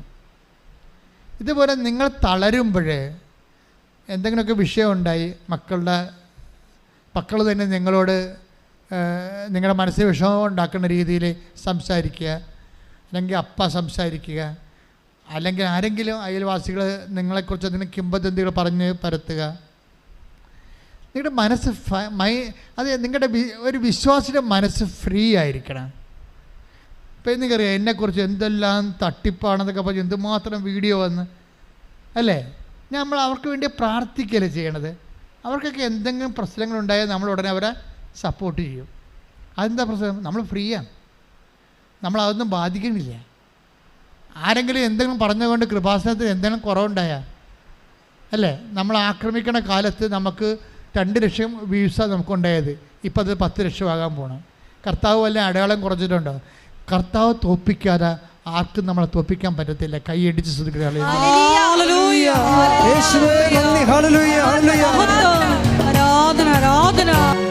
അപ്പോഴെന്ത് സംഭവിച്ചത്? എന്തെങ്കിലും ഇതിന് മനസ്സിന് ഒരു ഭാരം തോന്നിയാൽ അപ്പോൾ തന്നെ മക്കളെടുത്ത് ബൈബിളെടുത്ത് വായിക്കണം.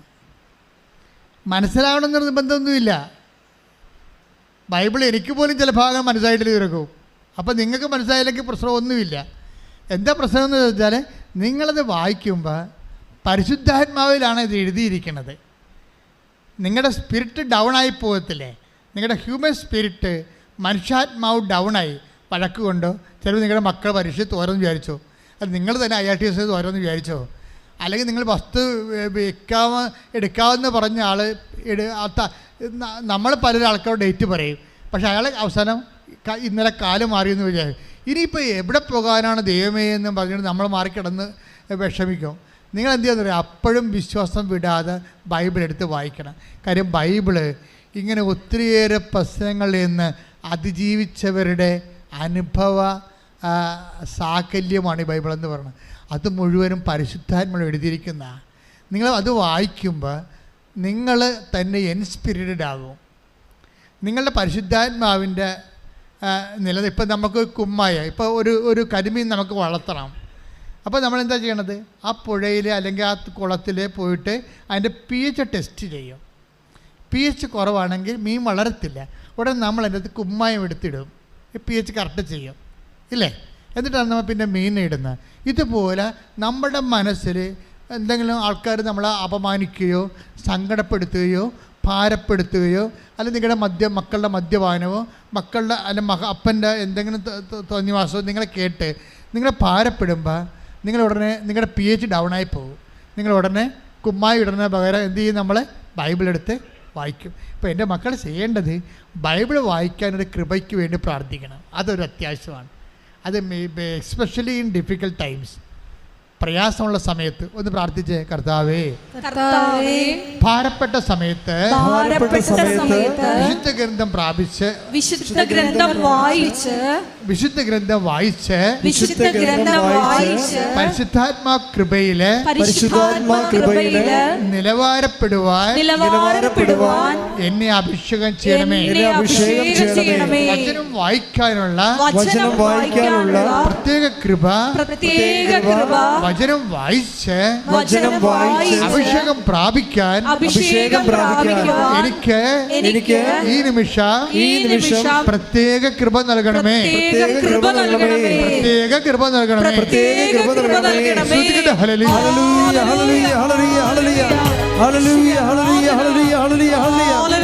ശുദ്ധ പരമ ദിവ്യകാരുണ്യത്തിന് ഞരമ്പ് ഒന്നും വലിച്ചു മുറുകാതെ ഞാൻ പതുക്കെ സാവധാനത്തെ സാന്ത്വനമായി സന്തോഷത്തോടെ നിങ്ങളോട് വചനം പറയുമ്പോഴേ കർത്താവ് നിങ്ങളോട് സന്തോഷത്തോടെ സംവദിക്കുന്നു എന്നാണ് നിങ്ങൾ മനസ്സിലാക്കേണ്ടത്. ദാറ്റ് മീൻസ് കർത്താവ് നിങ്ങളെ അവിടെ ദൈവസ്നേഹത്തോട് കർത്താവ് നിങ്ങളോട് പെരുമാറുന്നതാണ്. അപ്പോൾ അതുകൊണ്ട് തന്നെ എൻ്റെ മക്കൾ, നിങ്ങളുടെ ജീവിതത്തിൽ എന്ത് വിഷയമായാലും നമുക്കറിയാമല്ലോ, ഉടമ്പടിയുടെ സാക്ഷികളുടെ റേഞ്ച് എന്ന് പറയണത്. കഴിഞ്ഞ ദിവസം കൊണ്ട് ഒരു സാക്ഷി ഞാൻ കിട്ടെ ഭയങ്കര ചിരിച്ചു പോയി. എന്താ പ്രശ്നം? അയാൾക്ക് പെണ്ണ് കിട്ടണില്ല, അതാണ് പ്രശ്നം. കാര്യം ഞാനിങ്ങനെ ചിരിച്ചെങ്കിലും ഒത്തിരി പേർക്ക് ജീവിത പങ്കാളെ കിട്ടണില്ലേ. ഞാൻ വളരെ വേദനയോടെ പ്രാർത്ഥിക്കുന്നൊരു വിഷയമാണ്. ചെറുക്കന്മാരൊക്കെ പ്രത്യേകിച്ച്. ഞാൻ അതിനെക്കുറിച്ച് ഡീറ്റെയിൽഡൊന്നും പോണില്ല. എന്നാലും ഞാൻ എല്ലാവർക്കും കല്യാണം കഴിച്ച് ജീവിക്കണമെന്നാണ് ഞാൻ ആഗ്രഹിക്കുന്നത്. അതെന്നെ കർത്താവിനോട് പറയുകയും ചെയ്യണത്. അപ്പോൾ ഒരു ചേട്ടനോട് സാക്ഷ്യം പറഞ്ഞു. അയാൾ 18 പെണ്ണുങ്ങളെ കണ്ട് ഒരു പെണ്ണിനും പുള്ളിയെ ഇഷ്ടപ്പെട്ടില്ല. അയാൾ തുറന്ന് പറയുന്നുണ്ട്, ഒരു പെണ്ണിനെ എന്നെ ഇഷ്ടപ്പെട്ടില്ലെന്ന് പറയാനാണ്. എന്താ കാര്യം? എന്താ? സൗന്ദര്യം കുറവാണ്. പിന്നെ എന്താ? വീടില്ല. വീടുണ്ട്, പക്ഷെ അത്ര നല്ല വീടല്ല. ഇപ്പം നമ്മുടെ പെൺപിള്ളേർക്കൊക്കെ ഇപ്പോൾ ഒരു അടുക്കള രാജകൊട്ടാരം പോലെ ആകണ്ടേ, അതാണ് പ്രശ്നം. ആരാണ്ട് സിനിമാ നടിയൊക്കെ പറഞ്ഞ അടുക്കള രാജകൊട്ടാരം. ഇപ്പം എല്ലാവരും പറഞ്ഞു എൻ്റെ രാജകൊട്ടാരം. അപ്പോൾ അതായത് നമ്മൾ എൻ്റെ മക്കളെ വളരെ വളരെ ശ്രദ്ധിക്കണേ. ജീവിതം നമ്മുടെ കയ്യിൽ നിന്ന് പോയിരിക്കുകയാണ്. നിങ്ങളിങ്ങനെ ഇങ്ങനെ ഒത്തിരി കാര്യങ്ങളിങ്ങനെ ആഗ്രഹിച്ച് വരികയും ചെയ്യുന്നു. നമ്മളുടെ ഇവിടെ കൊമേഴ്സ്യലായിട്ടുള്ള ലോകം, വ്യാപാര ലോകം നമ്മളെ ഭ്രമിപ്പിച്ചിട്ട് ഇതാണ് ജീവിതം എന്നും പറഞ്ഞ് അവർ വരച്ചിടുകയാണ് നമ്മുടെ ജീവിതം. കമ്പനിക്കാർ നമ്മുടെ ജീവിതം വരച്ചിടുകയാണ്. എന്നിട്ട് ഓരോരോ സംഭവങ്ങൾ കാണിച്ച് കൂട്ടുന്നു. എന്നിട്ട് അതാണ് അടുക്കള എന്ന് പറയുക. അപ്പോൾ നമ്മൾ ഓരോ പെരവാസത്തേക്ക് നമ്മൾ പെരവാസത്തേക്ക് ചെല്ലുമ്പോൾ പുതിയ പുതിയ ഏർപ്പാടുകളാണ് അവിടെ കാണുന്നത്. നിങ്ങൾ അവരോട് ചോദിച്ചിട്ടുണ്ടോ എത്ര രൂപയായെന്ന് ചോദിച്ചിട്ടുണ്ട്. അപ്പോൾ ഇതൊന്നും പറയാതിരിക്കണം നല്ലതെന്നായിരിക്കും അവർ നമ്മൾ പറയണം. അപ്പോൾ രൂപ പറയത്തില്ല. ഇതൊന്നും പറയാതിരിക്കും നല്ലതെന്നാണ് പറയണത്. എന്ന് വെച്ച് കഴിഞ്ഞാൽ 20 ലക്ഷം രൂപയൊക്കെ കിച്ചൺ ഉണ്ടാക്കുന്ന ആൾക്കാർ ആപ്പാട് 2 പേർക്ക് തിന്നാനാണ്. അതാണ് കഷ്ടമേ. ആ വലിയപ്പനും വലിയമ്മ അവിടെ തിന്നണ കാണാം. 20 ലക്ഷം കിച്ചൺ, 20 ലക്ഷം രൂപയുടെ കിച്ചണിൽ ഒരു വലിയപ്പനും വലിയമ്മയും കൂടി അവിടെ ഇരുന്നിട്ട് തിന്നണ കാണാം. എന്താ തിന്നണത്? ടപ്പിയൊക്കെ വിത്ത് ചോക്ലേറ്റ് ബ്രാൻഡിങ്. കപ്പയും മുളകിനും വേണ്ടി റിസോർട്ടുകാർ കൊടുത്ത പേരാണത്. അവരതിന് മേടിക്കണ 200 രൂപയാണ് ഒരു കപ്പയും ഒരു മുളകിനും കൂടി മേടിക്കണത്. ഇത് തന്നെയാണ് നമ്മുടെ അടുക്കള ഉണ്ടാക്കിയിരിക്കുന്നത്. 20 ലക്ഷം രൂപയുടെ അടുക്കള ഉണ്ടാക്കിയിട്ട് അതിനകത്ത് നിന്ന് കഴിക്കുന്ന സാധനം ഇതാണ്. അത് നമ്മളാരും കഴിക്കണമില്ല. അവിടെ അപ്പാപ്പനും അമ്മാമ്മയാണ് കഴിക്കണത്. അവർക്കെല്ലാം കഴിക്കാനും പറ്റണില്ല, ഷുഗർ കൊണ്ട് പ്രഷർ കൊണ്ട്. അടുക്കളയുടെ വില ആർക്ക് വേണ്ടിയാണെന്ന് അറിയത്തില്ല. ഇതിവിടെ കഴിക്കണ ആൾക്കാരാരാണ്? അവർക്ക് കഴിക്കാൻ പറ്റാത്തതാണ് പല ആഹാരവും. അവർ മരുന്നിലാണ്. നമ്മളൊക്കെ കാനഡയിലല്ലേ, ഇവരൊക്കെ ഇവിടെ ഇരുന്ന് കഴിക്കുകയല്ലേ. ഈ കഴിക്കാൻ പറ്റാത്ത ആഹാരം അതിനാണ് 20 ലക്ഷം രൂപയുടെ അടുക്കള ഉണ്ടാക്കിയിരിക്കുന്നത്. പക്ഷേ എന്താ പറ്റിയിരിക്കണമെന്ന് വെച്ച് കഴിഞ്ഞാൽ ഇത് കുറച്ച് കഴിയുമ്പോൾ നമ്മുടെ എസ്റ്റീമാനാണ് ഇത് ഉണ്ടാക്കിയിരിക്കണത്. നാട്ടുകാരുടെ മുമ്പിൽ ആൾക്കാരെ അടുക്കളയുടെ ബ്രാൻഡ് കണ്ടിട്ട് ആൾക്കാരുടെ കേമത്തം നിശ്ചയിക്കുന്ന ഒരു കാലം. നമ്മുടെ കേമത്തം നിശ്ചയിക്കുന്നത് അടുക്കളയുടെ ബ്രാൻഡ് കണ്ടിട്ടാണ്. അപ്പോൾ നമുക്ക് തന്നെയാണെങ്കിലും മറ്റുള്ളവരുടെ മുമ്പിൽ കുറയാതിരിക്കാൻ വേണ്ടി നമ്മൾ ഇതുപോലെ ഒരു കേമത്തം കാണിക്കും. വേറെ കുഴപ്പമൊന്നുമില്ല മക്കൾ, നല്ലതാണ്. കിഡ്നി ബാങ്കുകാർക്ക് കൊടുക്കണമെന്ന് മാത്രമേ ഉള്ളൂ. അതല്ലേ പ്രശ്നം. ഈ കടങ്ങളെല്ലാം വന്നിരിക്കണേ എങ്ങനെയാണ്? ഒരു 50 കൊല്ലം മുമ്പേ നമ്മുടെ അപ്പപ്പന്മാർക്ക് കടമില്ലാഞ്ഞല്ലോ. 50 കൊല്ലം മുമ്പ് അപ്പൂപ്പന്മാർക്ക് കടമുണ്ടായിരുന്നോ? വളരെ കുറച്ച്. വല്ല കടമുണ്ടായിരുന്നു, വല്ല വസ്തു മേടിച്ച കടം മാത്രമേ ഉള്ളവർക്ക്. വസ്തു മേടിച്ച കടവും ആണ് ഉണ്ടായിരുന്ന കടം, വേറൊരു കടമില്ല. ഇപ്പോൾ വസ്തു മേടിച്ച കടമല്ല ഉള്ളത്. ഇപ്പം ഇതുപോലെയുള്ള ആ സ്ഥാപനജംഗം വസ്തുക്കൾ ഉണ്ടാക്കുന്ന കടങ്ങളാണ് ഉണ്ടായിരുന്നത്. അത് നമ്മൾ സ്റ്റാൻഡേർഡ് ഉണ്ടാക്കാൻ വേണ്ടിയാണ് ഇത് ഓരോ കാര്യങ്ങൾ ചെയ്യണത്. അത് മക്കളാണ് കാര്യം. നമ്മളെല്ലാം മക്കളുടെ മാതാപിതാക്കന്മാർ മക്കൾ ഫ്രണ്ടിലല്ലേ. ഇപ്പം മക്കളാണ് തീരുമാനിക്കണം ഓരോ കാര്യം വീട്ടിൽ. ആ മക്കളെ എങ്ങനെ തീരുമാനിക്കണം? അവിടെ കൂട്ടുകാരുടെ വീട്ടിൽ പോകുമ്പോൾ അതുണ്ട് ഇതുണ്ടെന്ന് പറഞ്ഞുകൊണ്ട് അതിവിടെ മേടിപ്പിക്കും. ഇതെവിടുന്ന് മേടിക്കാനാണ്? ബാങ്കിൽ പോയി കടമെടുത്താണ് ഇതൊക്കെ മേടിച്ചുകൊണ്ട് വരണത്. ഏത് കാലത്തെ കടത്തിൽ നിന്ന് രക്ഷപ്പെടാനാണ്? അവസാനം മൊത്തം ഇതെല്ലാം വിൽക്കേണ്ടി വരും. നിങ്ങളുടെ സമാധാനം നഷ്ടപ്പെടുത്തുന്നത് ആരാണ്? നിങ്ങൾ തന്നെയല്ല, ദൈവം അല്ലല്ല. അപ്പം നിങ്ങളുടെ സമാധാനം നഷ്ടപ്പെടുന്ന അവസ്ഥയിലേക്ക് നിങ്ങൾ പോകരുത്. അതിനൊരു പ്രൊട്ടക്ഷൻ വേണം. ഉടമ്പടി ഉണ്ടെന്നും പറഞ്ഞ് ഉടമ്പടി ഉപയോഗിച്ചുകൊണ്ട് നിങ്ങളായിട്ട് ക്രിയേറ്റ് ചെയ്ത പ്രോബ്ലംസ് പരിഹരിക്കാൻ വേണ്ടി ഉടമ്പടിയുടെ എനർജി ലൂസ് ചെയ്യുമ്പോൾ നിങ്ങൾ പിന്നെ എങ്ങനെയാണ് വളരണത്? ഇപ്പോൾ വിദ്യാഭ്യാസമാണെങ്കിൽ ഓക്കെ, ഞാൻ ആകപ്പാടെ കടം മേടിക്കാൻ പറയണ സാധനം വിദ്യാഭ്യാസം മാത്രമേ ഉള്ളൂ. വിദ്യാഭ്യാസം കാര്യം അത് പുതിയ തലമുറ അതിൻ്റെ ബുദ്ധിമുട്ട് അവരെല്ലാം അനുഭവിക്കണം. അപ്പം അവരൊന്ന് പൊക്കി വിടാൻ കുഴപ്പമില്ല. ബാക്കി എല്ലാ കാര്യങ്ങളും എൻ്റെ മക്കളെ ദൈവത്തെ നിരക്കുന്നതാക്കി എടുക്കണം. ഉടമ്പടിയുടെ ജീവിതം എന്ന് പറയുന്നത് ഇഷ്ടമുള്ളതെല്ലാം ചോദിച്ച് ഇഷ്ടമുള്ളത് വാങ്ങിച്ച് ഇഷ്ടമുള്ളവർ ജീവിക്കുകയല്ല, മറിച്ച് ദൈവത്തിന് ഇഷ്ടമുള്ളവർ ജീവിക്കുകയാണ്. കൈയിടിച്ച് കർത്താവിന് സ്തുതിക്കട്ടെ.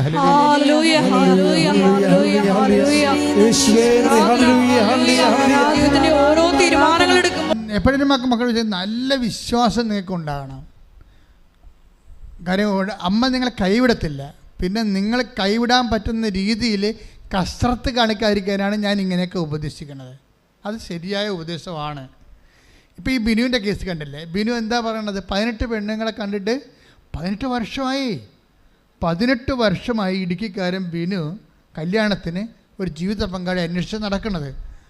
18 വർഷമായിട്ട് 18 സ്ത്രീകളെ കണ്ടിട്ടുണ്ടെന്ന് പറഞ്ഞ് ഒരു സ്ത്രീക്ക് പോലും ഈ മനുഷ്യനെ ഇഷ്ടപ്പെട്ടിട്ടില്ല. തീർന്നില്ലേ? അതിന് പിള്ളേർക്കാണെങ്കിൽ ഷാറുഖ് ഖാനെ മാത്രം മതി. അതാണ് പ്രശ്നം. അതാണ് പ്രശ്നമേ. അതെന്ത് എൻ്റെ മക്കൾ ഇതൊരു അഭിഷേകമാണ്. എന്നുവെച്ചാൽ നമുക്ക് ഒരാളെ ദൈവം തരുന്ന ഇണയെ കാണുമ്പോൾ പരിശുദ്ധാത്മാവ് നിങ്ങൾ പറയും ഇതാണെന്ന് പറയും. ദൈവം സെലക്ട് ചെയ്യുമ്പോൾ അങ്ങനെയാണ്. പണ്ട് റബേക്കയോട് ചോദിക്കണ, റബേക്ക ഒട്ടക തെളിക്കുന്ന ആളിനോട് ചോദിക്കണ കേട്ടില്ലേ, ആ വയലിലൂടെ പോണത് ആരാണെന്ന്. അവൾക്കൊരു വൈബ് കിട്ടി, അതാണ് പ്രശ്നം. ഒരു വൈബ് കിട്ടി, ആ വയലിലൂടെ പോണത് ആരാണ് അത്. അപ്പോൾ ഇയാൾ പറയുക, അതാണ് എൻ്റെ യജമാനൻ, നിങ്ങൾക്ക് ദൈവം തരാൻ പോകുന്ന ജീവിത പങ്കാളി. അപ്പം തന്നെ അവൾ മുഖമെടുത്ത് മറച്ചു. ഒരു അഭിഷേകത്തിൻ്റെ വൈബാണത്. ജീവിത പങ്കാളി കാണുമ്പോൾ തന്നെ ദൈവം തന്നതാണെന്ന് നമുക്ക് തോന്നും. നമ്മൾ അതിൻ്റെ അകത്ത് മമ്മൂട്ടിനെയും അതുപോലെ ഷാരൂഖ് ഖാനും തന്നെ കാണണമെന്ന് പറയുമ്പോഴാണ് അഭിഷേകത്തിൻ്റെ നിലവാരം പോകും. ദൈവത്തെ അത് പ്രാർത്ഥിച്ച് വാങ്ങിക്കണം. ജീവിത പങ്കാളിയെ ആദ്യം മുതലേ പ്രാർത്ഥിക്കണം. നിങ്ങൾ ഋതുമതിയാകുന്ന സമയം മുതലേ പ്രാർത്ഥിക്കണം. നിങ്ങൾക്ക് ആൺപിള്ളേർക്കാണെങ്കിൽ ഒരു 10-12 വയസ്സ് 15 വയസ്സാകുമ്പോൾ തന്നെ പ്രാർത്ഥിക്കണം. എപ്പോൾ കെട്ടിയാലും ദൈവം തരുമ്പോൾ കെട്ടിയാൽ കെട്ടിയോ. പക്ഷേ ദൈവത്തിനടുത്ത് ജീവിത പങ്കാളിയുണ്ട്. ബിനു എന്ന് പറഞ്ഞത് അവസാനം നമസ്തേ പറഞ്ഞു ഉടമ്പടി എടുത്തിട്ടും അമ്മ ജീവിത പങ്കാളിയെ കൊടുത്തില്ല. ഇടുക്കിന്ന് ഇവിടെ വന്ന് ഉടമ്പടി എടുത്ത് ബിനു, അമ്മേ 18 കൊല്ലമായി ഒരു പെണ്ണന്വേഷിച്ച് നടക്കണം, ഒരു പെണ്ണിന് എന്നെ ഇഷ്ടപ്പെടുന്നില്ല. 18 കൊല്ലമായി 18 പെൺപിള്ളേരെ ഞാൻ കണ്ടിട്ടുണ്ട്, ആർക്കും എന്നെ ഇഷ്ടപ്പെടുന്നു. അപ്പോൾ എനിക്ക് ജീവിത പങ്കാളി ഇല്ലല്ലേ അമ്മേ? അമ്മയെടുത്ത് വന്നിട്ടും ഇല്ലല്ല. അതാണ് വിഷയം. ഉടനെ ഞാൻ കാട്ടിൽ പോകാൻ തീരുമാനിച്ചു. അവിടെ കാട്ടിൽ 3 സഹോദരന്മാർ താമസിക്കുന്നുണ്ട്. അപ്പം ഏകസ്ഥനായി ജീവിക്കാൻ തീരുമാനിച്ചു. ഏകസ്ഥനായി ജീവിക്കുമ്പോൾ നാളെ കാട്ടിൽ പോയിടും. നിങ്ങൾക്ക് കാട്ടിലെ 3 സഹോദരന്മാർ ജീവിക്കാൻ അറിയാമല്ലോ, ഇടുക്കിക്കാർക്ക് അറിയാമല്ലോ. കാട്ടിൽ കുറേ നാളുടെ അവർ താമസിച്ച് പ്രാർത്ഥിക്കും. ഇങ്ങനെ 10-12 വയസ്സ് വർഷമായെന്ന് തോന്നുന്നു. 3 സഹോദരന്മാർ കാട്ടിൽ താമസിച്ച് ഹെർമിറ്റിനെ പോലെ പ്രാർത്ഥിക്കുന്നുണ്ട്. അപ്പോൾ അവരുടെ കൂടെ പോയി കൂടാൻ തീരുമാനിച്ചു, പെണ്ണ് കിട്ടാത്തതിൻ്റെ പേര്. അപ്പം നാളെ പോവുകയാണ്. അപ്പോൾ ഉടനെ അമ്മയ്ക്ക് സങ്കടമായി. ആർക്ക്? മാതാവിന്. ഉടമ്പടി എടുത്തിരിക്കണല്ലേ. ഉടനെ ഒരു പെൺകുട്ടി വന്നിട്ട് ഈ ബിനുവിനോട് ചോദിക്കും, നിങ്ങൾ ബിനു അല്ലേ, നിങ്ങൾക്ക് എന്നെ കല്യാണം കഴിക്കാൻ പറ്റുമോ എന്ന് ചോദിക്കും. അപ്പോൾ ബിനു പേടിച്ചു പോകും. കാര്യം അവൾക്ക് 20 വയസ്സ്, ഇയാൾക്ക് 38 വയസ്സ്, 43 വയസ്സ്. എന്ത് വ്യത്യാസമാണ്. അപ്പോൾ വിശ്വസിക്കാൻ പറ്റണില്ല. അപ്പോൾ പറഞ്ഞു, നമ്മൾ തമ്മിൽ ഭയങ്കര ഏജ് വ്യത്യാസമല്ലേ, അത് കുഴപ്പമില്ല, ഞാൻ കല്യാണം കഴിക്കാൻ തയ്യാറാണെന്ന് പറഞ്ഞു. ഒരു എന്നൊക്കെ മാതാവ് ചെയ്യണ കാര്യങ്ങൾ കണ്ടില്ലേ. അവൻ സങ്കടപ്പെട്ട് അവന് ജീവിത പങ്കാളി കിട്ടിയില്ല എന്ന് വിചാരിച്ചുകൊണ്ട് അവൻ കാട്ടിലോട്ട് പോകാൻ പോയി. ഇനി അവൻ തിരിച്ചു വരാത്ത രീതിയിൽ. അപ്പോൾ അമ്മയോട് ചോദിച്ചത് കൊണ്ട് അമ്മ ഒരു പെൺകുട്ടിയെ, അങ്ങനെ പെൺകുട്ടികൾ ആരെങ്കിലും പോയി ചോദിക്കുവാ നിങ്ങൾ എന്നെ കെട്ടുവാന്ന്? ഒരിക്കലും ചോദിക്കത്തില്ല. പക്ഷെ അമ്മ ചോദിപ്പിച്ചിരിക്കും, ഇതാണ് നിൻ്റെ അമ്മ. ശ്രുതികട്ടെ.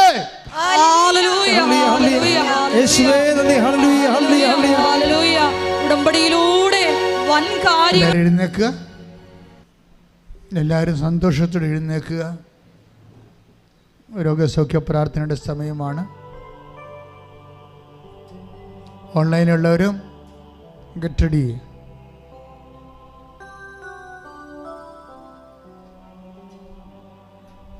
രോഗമുള്ളിടത്ത് കൈകൾ വെച്ച് അച്ഛൻ പ്രാർത്ഥിച്ചുകൊണ്ടിരിക്കുമ്പോൾ മക്കൾ രോഗം 1, 2, 3 രോഗമൊക്കെ ഉണ്ടെങ്കിൽ അവിടെ എല്ലാം കൈകൾ മാറ്റി മാറ്റി വെച്ച് വിശ്വാസ പ്രമാണം ചൊല്ലിക്കൊണ്ടിരിക്കണം. അച്ഛൻ പറഞ്ഞ് മനസ്സിലായ മക്കളെ? രോഗം ഒന്നിൽ കൂടി രോഗമുള്ളവരില്ലേ, നെഞ്ചിൽ, വയറിൽ, ഉദരത്തിൽ ഒക്കെ രോഗമുള്ളവർ കൈകൾ മാറ്റി മാറ്റി വെച്ചുകൊണ്ട് വിശ്വാസ പ്രമാണം ആവർത്തിച്ച് ചൊല്ലിക്കൊണ്ടിരിക്കണം അഭിഷേക സമയത്ത്. ശ്രദ്ധിക്കട്ടെ മക്കളെ, ശ്രദ്ധിക്കട്ടെ. ഹല്ലേലൂയ.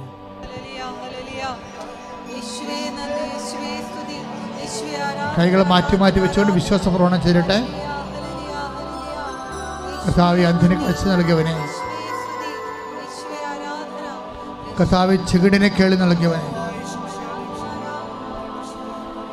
കർത്താവേ, ഊമന് സംഭാഷണ ശക്തി നൽകിയവനെ, കർത്താവെ, മഹോരോഗ്യപ്പെടുത്തിയവനെ, കർത്താവെ, തലഭാരോഗ്യപ്പെടുത്തിയവനെ, കർത്താവെ, മരിച്ചവനെ ഉയർപ്പിച്ചവനെ, കർത്താവെ, നിന്റെ തിരുമുറുപാർന്ന് വലത് കരം മക്കളുടെ ശിരസിൽ വെക്കണമേ. മുടി കൊഴിഞ്ഞു പോകുന്നവരെ, ശിരസിൽ സിസ്റ്റുള്ളവര്, ബ്രെയിനിൽ സിസ്റ്റുള്ളവര് കർത്താവെ ഇപ്പം തൊടണമെന്ന് പ്രാർത്ഥിക്കുന്നു. ബ്രെയിനിൽ ബ്ലോക്കുള്ളവരെ തുടരുമെന്ന് പ്രാർത്ഥിക്കുന്നു. ബ്രെയിനിൽ ബ്ലോക്കുള്ള സിസ്റ്റുള്ള കിടപ്പ് രോഗികൾ, അതിനുപരി ശരീരം തളർന്നു പോയവരെ അവരെ സ്പർശിക്കണമെന്ന് പ്രാർത്ഥിക്കുന്നു. ഉള്ളംകാലം മുതൽ ഉച്ചവരെ കർത്താവിൻ്റെ രക്തം പടരട്ടെ. എല്ലാ പേശികളിലും കൊശങ്ങളിലും കർത്താവിൻ്റെ രക്തം പടരട്ടെ. വാതരോഗങ്ങൾ കർത്താവിൻ്റെ നാമത്തിൽ സൗഖ്യം പ്രാപിക്കട്ടെ. വിസർപ്പരോഗങ്ങൾ കർത്താവിൻ്റെ നാമത്തിൽ സൗഖ്യം പ്രാപിക്കട്ടെ. ഉച്ച മുതൽ ഉള്ളംകാലം വരെ കർത്താവിൻ്റെ രക്തത്തെ കഴുകപ്പെടട്ടെ. അസ്ഥിരോഗങ്ങൾ, അസ്ഥി ഉരുക്കങ്ങൾ കർത്താവിൻ്റെ രക്തത്താൽ സൗഖ്യം പ്രാപിക്കട്ടെ. ഈശോ സ്രാവരോഗങ്ങൾ കർത്താവിൻ്റെ നാമം സ്പർശിക്കപ്പെടട്ടെ. ശ്വാസകോശ രോഗങ്ങൾ, പിസുര രോഗങ്ങൾ, പിസിയോടി രോഗങ്ങൾ, അർസസ് രോഗങ്ങൾ, അൾസർ രോഗങ്ങൾ, കരൾ വീക്കങ്ങൾ, ശ്വാസകോശ ചുരുക്കങ്ങൾ, തൊണ്ടയിലെ ക്യാൻസർ, തൈറോയ്ഡ് രോഗങ്ങൾ, ടോൺസിൽ രോഗങ്ങൾ, പിസുര രോഗങ്ങൾ, സ്പൊണ്ടിലോസ് രോഗങ്ങൾ, സ്പൈന രോഗങ്ങൾ ഉച്ച മുതൽ ഉള്ളംകാലം വരെ യേശു ക്രിസ്തുവിൻ്റെ ഉന്നത നാമത്തിൽ മാരക രോഗങ്ങൾ മാറിപ്പോകട്ടെ, ശുദ്ധിക്കട്ടെ.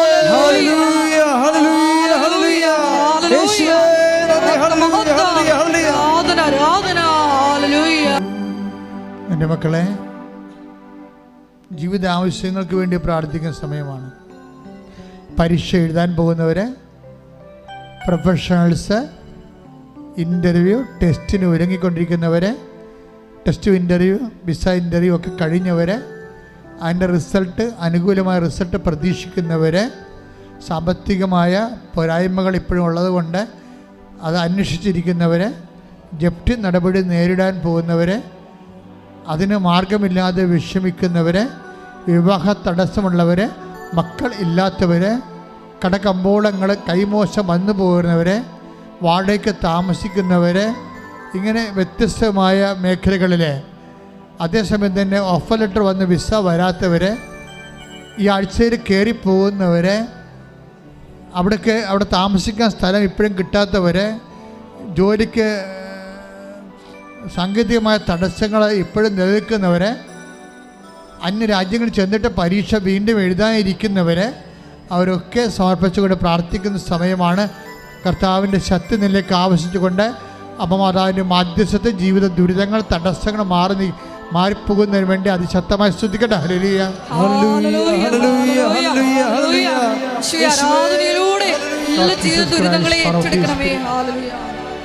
എൻ്റെ കർത്താവിൻ്റെ ഉന്നതമായ നാമത്തിലെ സഭയുടെ അധികാരത്തിൽ കുരിശടയാളത്തിൽ ദൈവശക്തിയാൽ ജീവിത ദുരിതങ്ങൾ, ദൈവ തടസ്സങ്ങൾ യേശു നാമത്തിൽ നിർവീര്യമാകട്ടെ.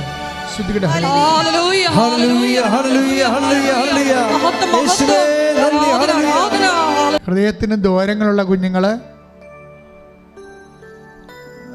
ശ്വാസകോശങ്ങളിലെ ഓക്സിജൻ തങ്ങി നിൽക്കാത്ത അവസ്ഥയുള്ളവരെ, മക്കളില്ലാത്തവരെ, ഭാര്യാഭർത്താക്കന്മാർ തമ്മിൽ ഭിന്നിച്ചിരിക്കുന്നവരെ, കേസ് അകപ്പെട്ടിരിക്കുന്ന കുടുംബങ്ങൾ, വഴിയില്ലാത്തവർ, വീടില്ലാത്തവർ, കുടിക്കാൻ വെള്ളം കിട്ടാത്തവർ, അവരെല്ലാം സമർപ്പിച്ചുകൊണ്ട് സ്തുതിക്കട്ടെ. ഇടിമുഴക്കം പോലെ സ്തുതിക്കട്ടെ. Lord Jesus Christ, set your fire finger, soak with the precious blood. Lord, infuse your spirit. Lord, infuse your spirit of power and grace. എൻ്റെ കർത്താവിൻ്റെ ഉന്നതമായ നാമത്തിൽ സഭയുടെ അധികാരത്തെക്കുറിച്ച് അടയാളത്തിൽ മാർഗതടസ്സങ്ങൾ യേശുനാമത്തിൽ നീങ്ങിപ്പോകട്ടെ.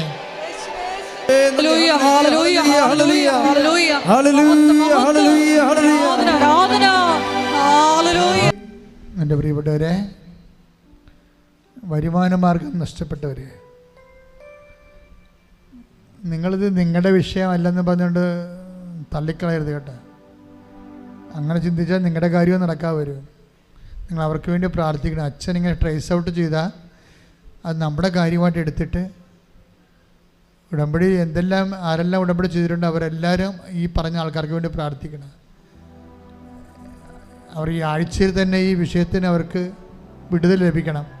സാമ്പത്തിക കടങ്ങൾ വന്നിട്ടുള്ളവരെ, പണം കിട്ടാനുള്ളവരെ, ജോലിക്ക് പണം കൊടുത്തിട്ട് കൈമോശം വന്നിട്ട് പോയിട്ട് ആളുമില്ല, അർത്ഥവുമില്ല, പേരുമില്ല, ഊരുമില്ലാത്തവർ, ഇറങ്ങിപ്പോയ കുടുംബങ്ങളിൽ നിന്ന് ഇറങ്ങിപ്പോയ ആൺമക്കൾ, ഭർത്താക്കന്മാർ, അങ്ങനെ വരാനുണ്ടായ സാഹചര്യങ്ങൾ,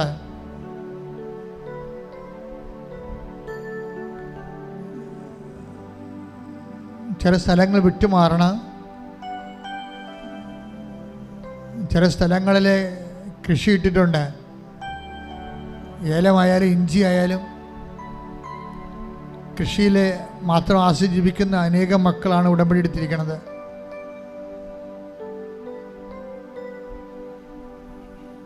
കടലിൽ പോകുന്ന മത്സ്യത്തൊഴിലാളി സഹോദരങ്ങൾ കടക്ഷോഭകാലത്താണ്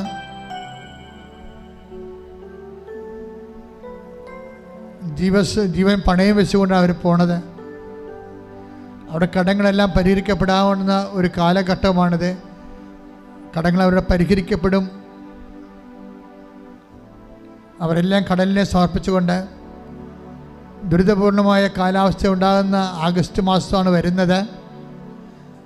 ഇനി ഒരു പ്രളയം ആവർത്തിക്കാതിരിക്കാൻ കടക്ഷോഭങ്ങളായാലും ശരി, പ്രളയമായാലും ശരി, മറ്റു തരത്തിലുള്ള എല്ലാവിധ മനുഷ്യ ദുരിതമുണ്ടാക്കുന്ന സാഹചര്യങ്ങളുടെ മേൽ ഇടിമുഴക്കം പോലെ കർത്താവിൻ്റെ ശക്തി നിറഞ്ഞു നിന്നുകൊണ്ട് അതിനെ പ്രതിരോധിക്കാൻ വേണ്ടി ശ്രദ്ധിക്കട്ടെ. ഹല്ലേലൂയ, ഹല്ലേലൂയ, ഹല്ലേലൂയ, ഹല്ലേലൂയ, ഹല്ലേലൂയ. യേശുവേ, ഹല്ലേലൂയ, ഹല്ലേലൂയ. പ്രാർത്ഥിക്കട്ടെ. അച്ഛൻ വിട്ടുപോയ ജീവിത ആവശ്യങ്ങളും അവനുമായി പ്രാർത്ഥിക്കട്ടെ.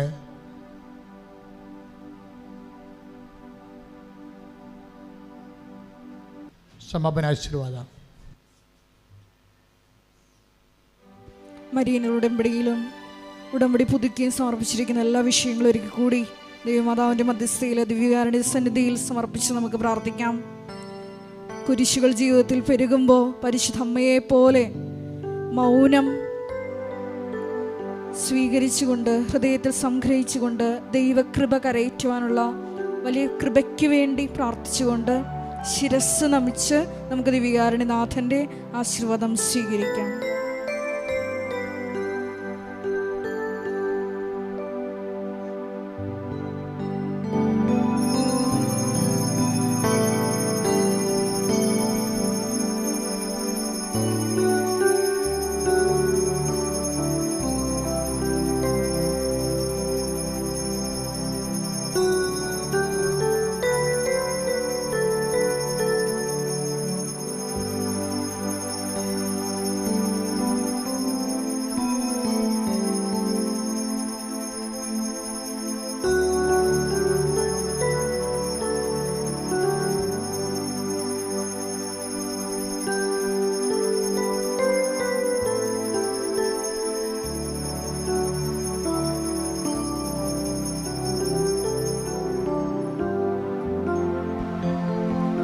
പരിശുദ്ധ പരമമാ ദിവ്യകാരുണ്യമേ, എന്നുമെന്നും അങ്ങേക്കാരാധന. പരിശുദ്ധ പരമമാ ദിവ്യകാരുണ്യമേ, എന്നുമെന്നും അങ്ങേക്കാരാധന. പരിശുദ്ധ പരമമാ ദിവ്യകാരുണ്യമേ, എന്നുമെന്നും അങ്ങേക്കാരാധന.